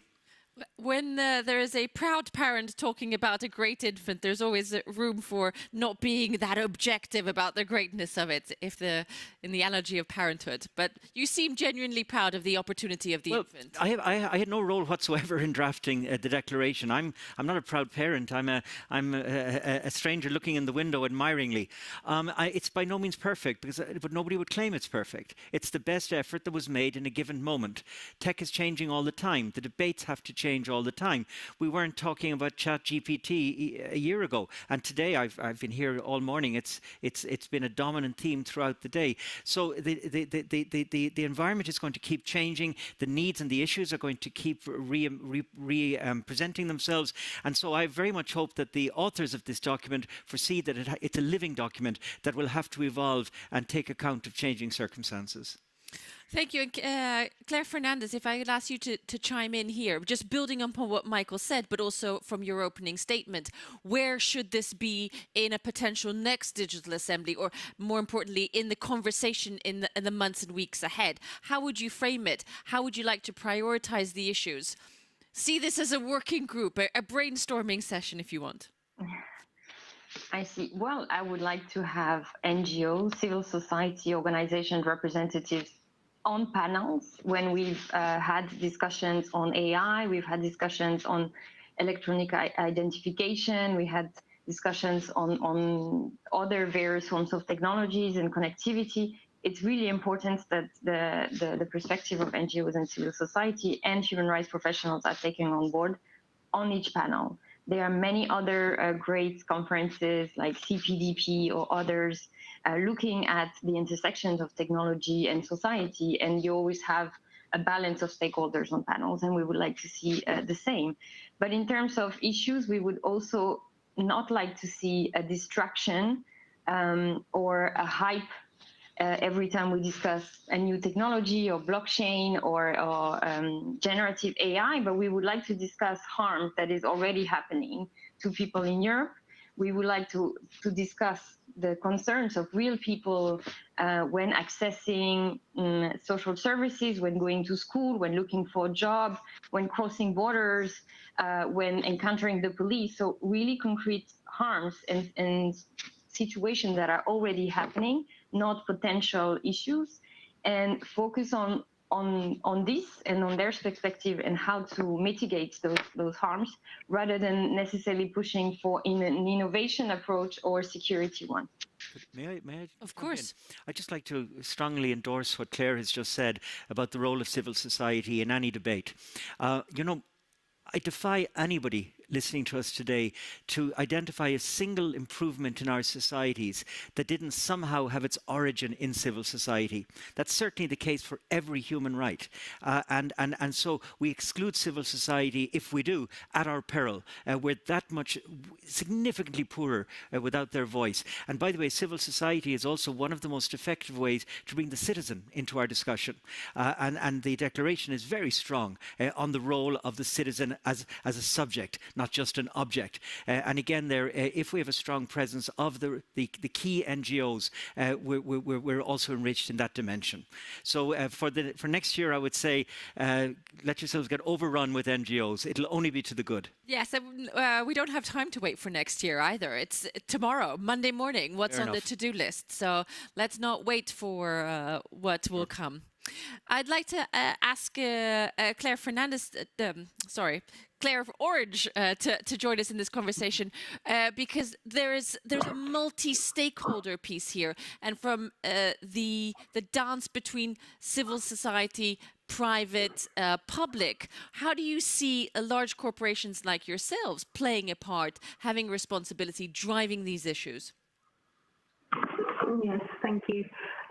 Well, as I said, we're working in digital technology, so I think it's our responsibility to make it in a responsible way. We don't want, it makes sense. I mean, if you work on digital, you don't want to leave people behind, you want to do it right. So that's our job. So that's why it's at the core of what we do. So that's, and when we look at very clearly what we do, we can see where there are issues. And so we have to find solutions, or at least try and find solutions, propose solutions to make sure we cover those issues. So as a company, we can do a number of things. And then, of course, we have to work with others, because we're not going to save the world just by ourselves. So we know that we have to work with partners and make sure we tackle these issues. For example, so as a network operator, so we work on trying to work on the digital divide and make sure people are included in the digital world, preferably give them the right key so they include it and they don't have any issues from it, of course. And so when you look at that, it's just, if you look globally of how many people use the internet in the world, it's almost half of them who do not use internet in the world, 45% not connected to mobile internet. So I would say, as a network operator, first thing you might think is, okay, we have to build more networks. It's something we do, and that's actually quite a challenge. For example, you think, okay, Orange can just deploy the network everywhere. Well, of course, it's not that easy. If you want to go to very remote areas, it's complicated to find the right technologies, to find the right partnerships, to find the right agreements, to find the right policies to make it possible and to make it viable. So that's one example. And then when we look again at a global picture, if you solve this issue and the population is connected, still you've got 40%, which is not solved, meaning actually 95% of people in the world have connectivity, but 40% do not use internet because of something else. So it means really the digital divide is about something else, the connectivity. So of course, as a telecoms company, you have to ask yourself, okay, what's going on? What can we do about this? So there are so many reasons why there is this digital divide. So we need to look at this. And the reason we need to look at this is because, unfortunately, if you're excluded from the digital world, you're excluded to many, many things in your day-to-day world. And this is true in all our geographies. It's not exactly the same numbers, but it's true as much. The issue is really there, whether in our African countries, whether in our European countries. There's always this issue of being connected and being able to find your place in society. Because if you're excluded from the digital, it's really hard. You cannot do very basic things. So that's why it's really something for a company like us to look at.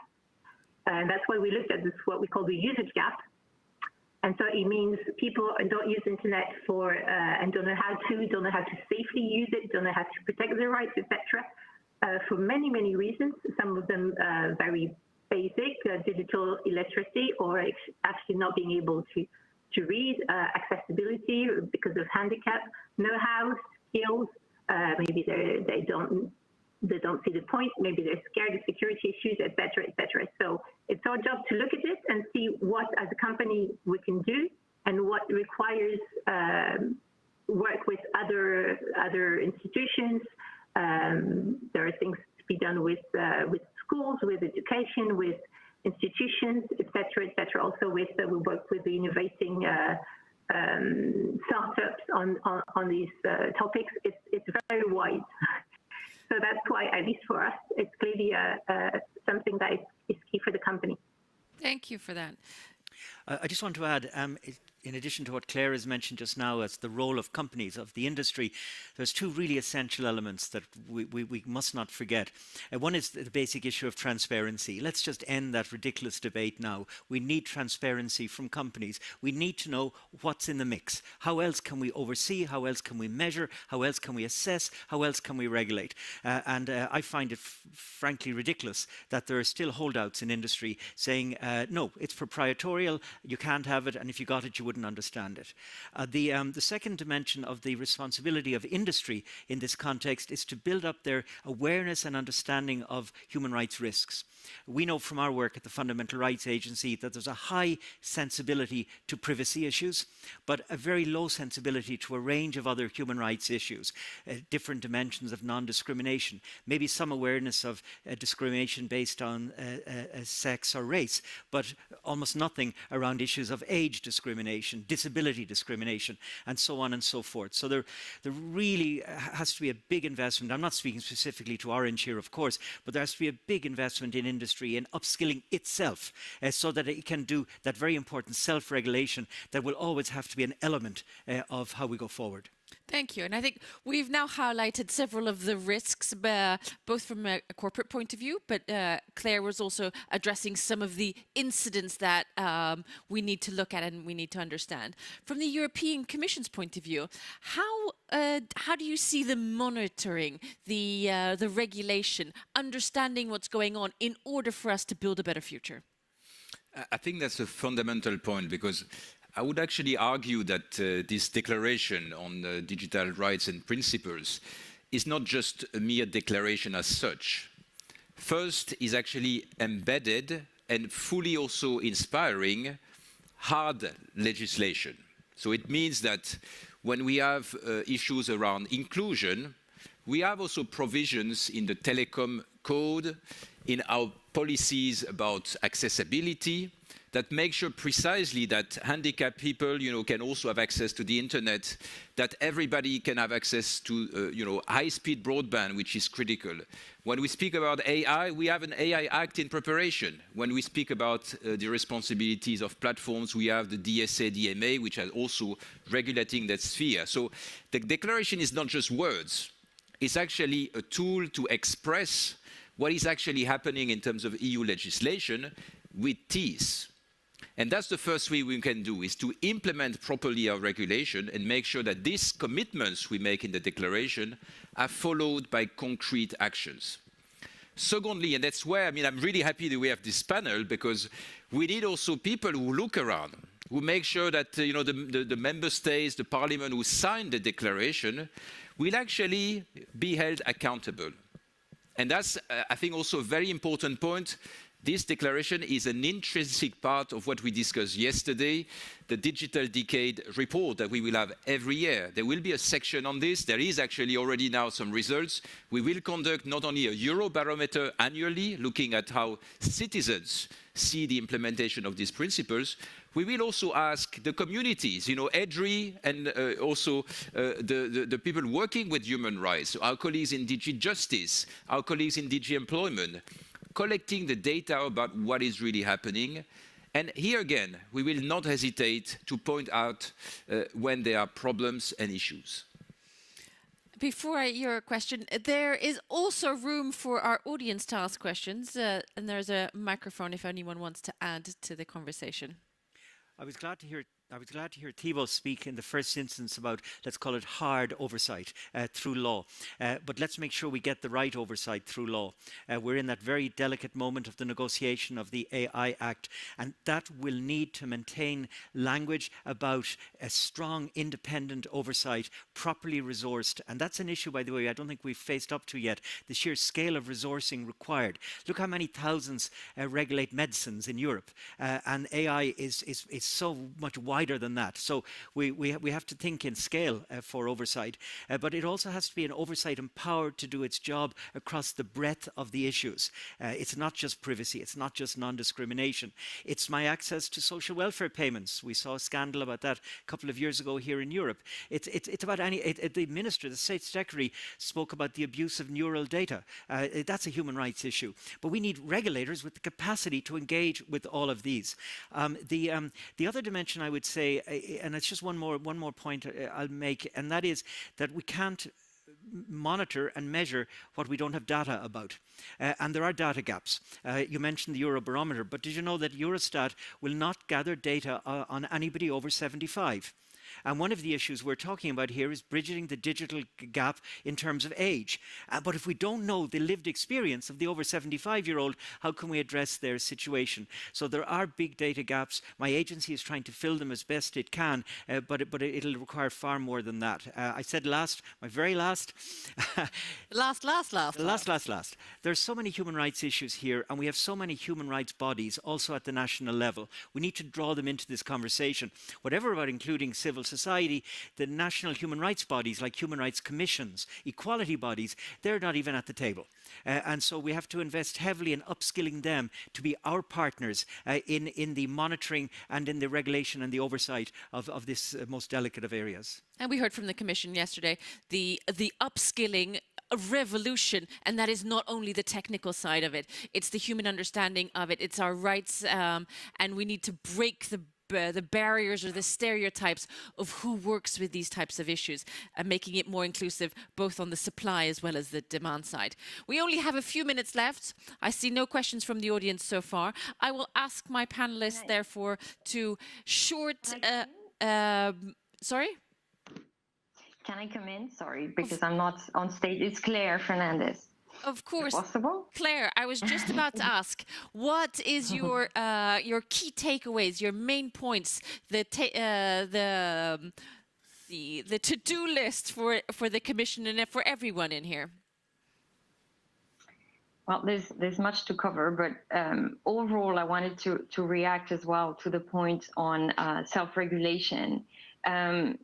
If there is no way to measure commitments that companies set from themselves, if there is no indicators, if there is no way to verify, but also no way to enforce and provide oversight and enforcement to those commitments, this will be pointless. And we talk about the regulation, AI Act and others, but industry is also fighting tooth and nails against some of the regulation we're talking about. We heard for 2 days that we do not want to hinder innovation and so on. So it's quite important that the Commission, but also other actors involved, continue to push for strong regulations, and also that the Commission will not propose some legislation that would undermine freedoms and rights in the digital sphere. So in terms of areas of improvement and our priorities, I wanted to go back to AI in particular. And we are quite pleased to see that the European Parliament's final position is taking on board a lot of the civil society demands when it comes to the proposal, in particular making sure that people are empowered and have information about what kind of decision-making affecting their life, that they have a right to redress, rights to complain in some of the uses affecting them. We are quite glad to see that not only the developers of AI have obligations, but also institutions using these systems. And we also quite pleased to see that there are prohibitions put forward for simply unacceptable uses of AI in our society, like emotion recognition, facial recognition in public spaces, but also predictive policing and others. It's quite disappointing, of course, that these rights end at European citizens and do not extend to people at crossing borders, and especially we see that 2 days with the disaster happening in Greece with migrants crossing the Mediterranean Sea, this is all the most important. So this for us, it's really important that we regulate those uses of AI, as I said, that are already harming people today. I just wanted to also add on safety. This is one of the areas of the declaration. We should also ask ourselves, like, what is one of the biggest threats to safety of communication online today is the proposal that the European Commission put forward to combat the dissemination of child sexual abuse material online, which is, of course, a horrible thing and a very laudable goal. However, the means that I put forward to combat that would lead to undermining end-to-end encryption, which is fundamental to the confidentiality and the safety of our communication online. It would also mean scanning all of our devices and communication, and what is could profoundly affect human rights defenders, journalists and their sources, but also people seeking protection and children seeking protection.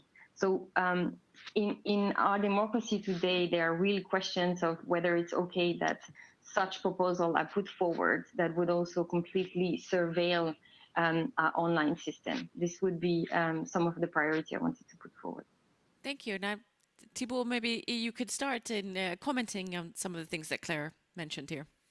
Yes, I mean, first of all, I'm really glad we invited Claire to this panel. It's a pity you couldn't be with us on site, because you could have also met a lot of people that were around, maybe different communities. But I really take this as with optimism, because really our intention is, as you were saying earlier, that we need to mingle. We need to mix these communities that are dealing with human rights, those dealing with technology, because I fundamentally believe that it's a chance for Europe.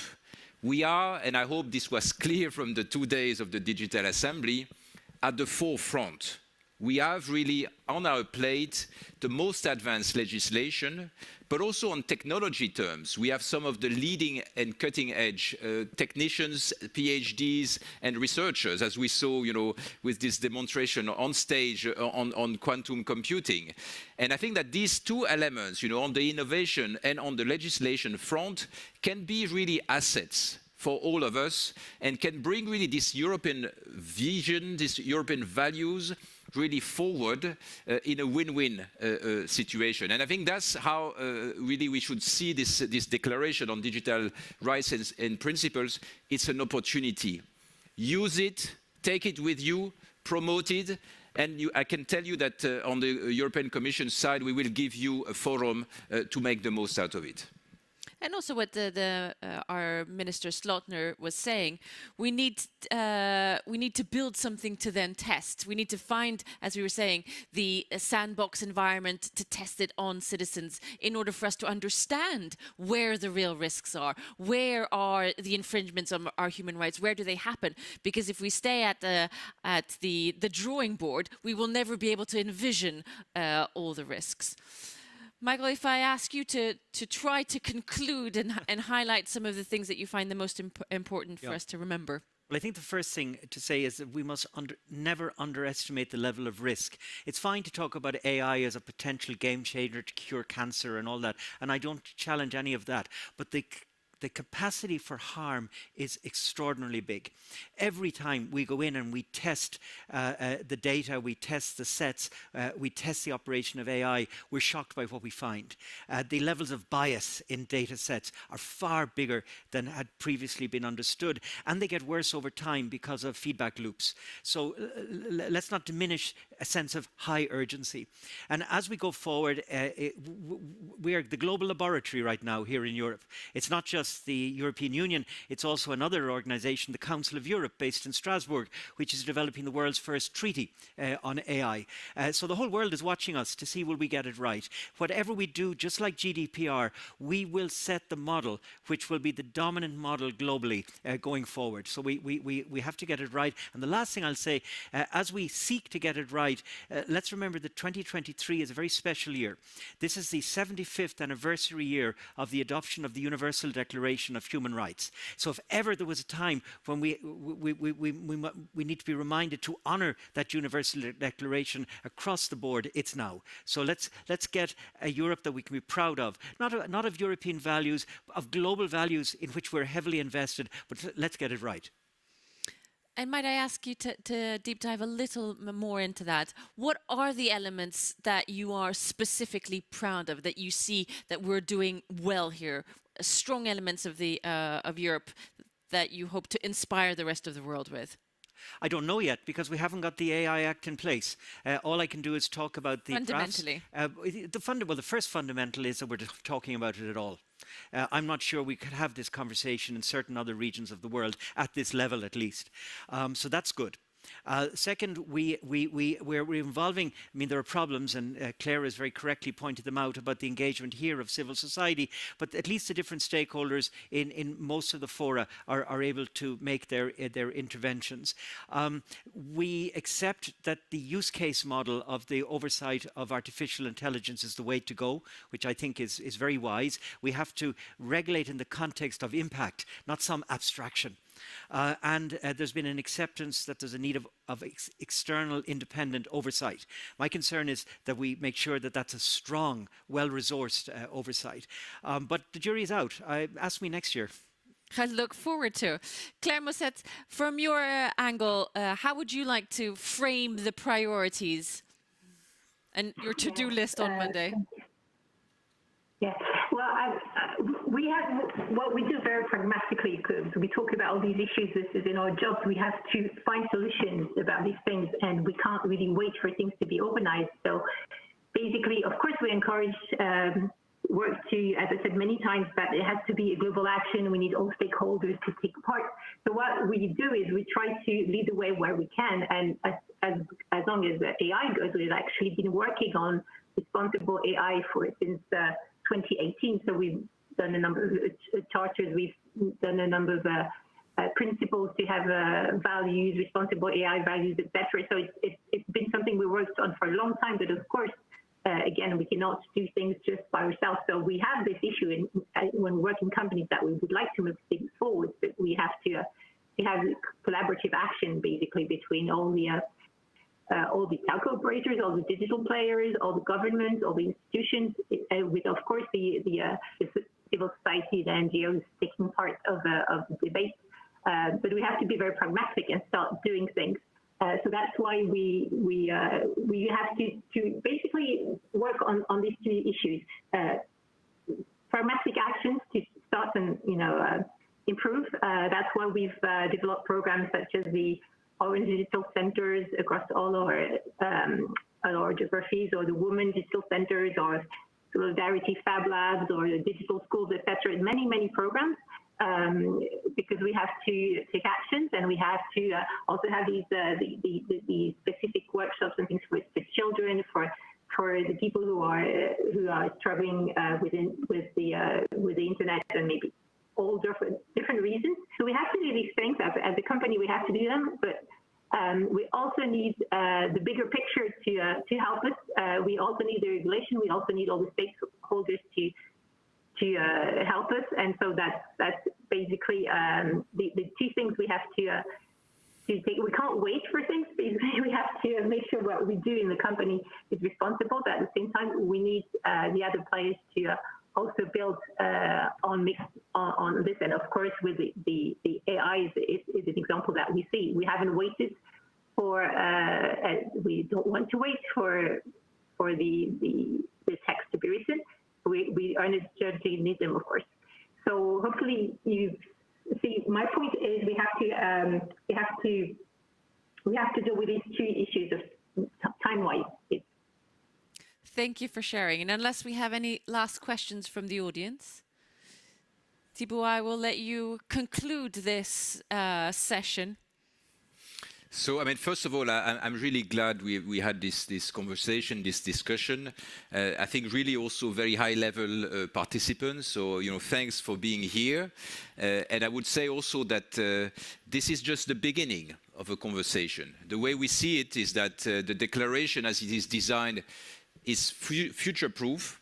I think that we need to keep an eye on the technology, but the principles as such are valid for some time. And I think that they are already informing a lot of the discussions we have, for instance, on the AI Act, but also on the upcoming virtual realities. That may be a new wave that will address also consumers.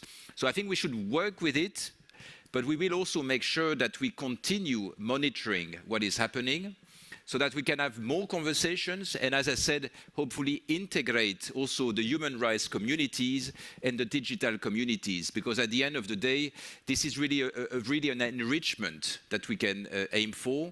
And as I said, you know, I hope that very soon, maybe Claire will be the new Greta Thunberg of, you know, the digital rights, and we can have also people, you know, showing interest and making sure that we can also bring these values, these principles to the fore, with also the support of business. So indeed, let's meet again, I would say. Why not at the next edition of this very successful Digital Assembly? But let's keep in touch. Clearly, digitalization, security, and human rights is not a box to tick. We will never be done with it. It is an ongoing endeavor. Thank you so much all for your work, that you continue your work, and thank you for coming here and sharing your insights with us. Thank you to everyone online, and thank you to the diehard core team in here today. Happy Friday. Thank you. Right. Thank you. Thank you.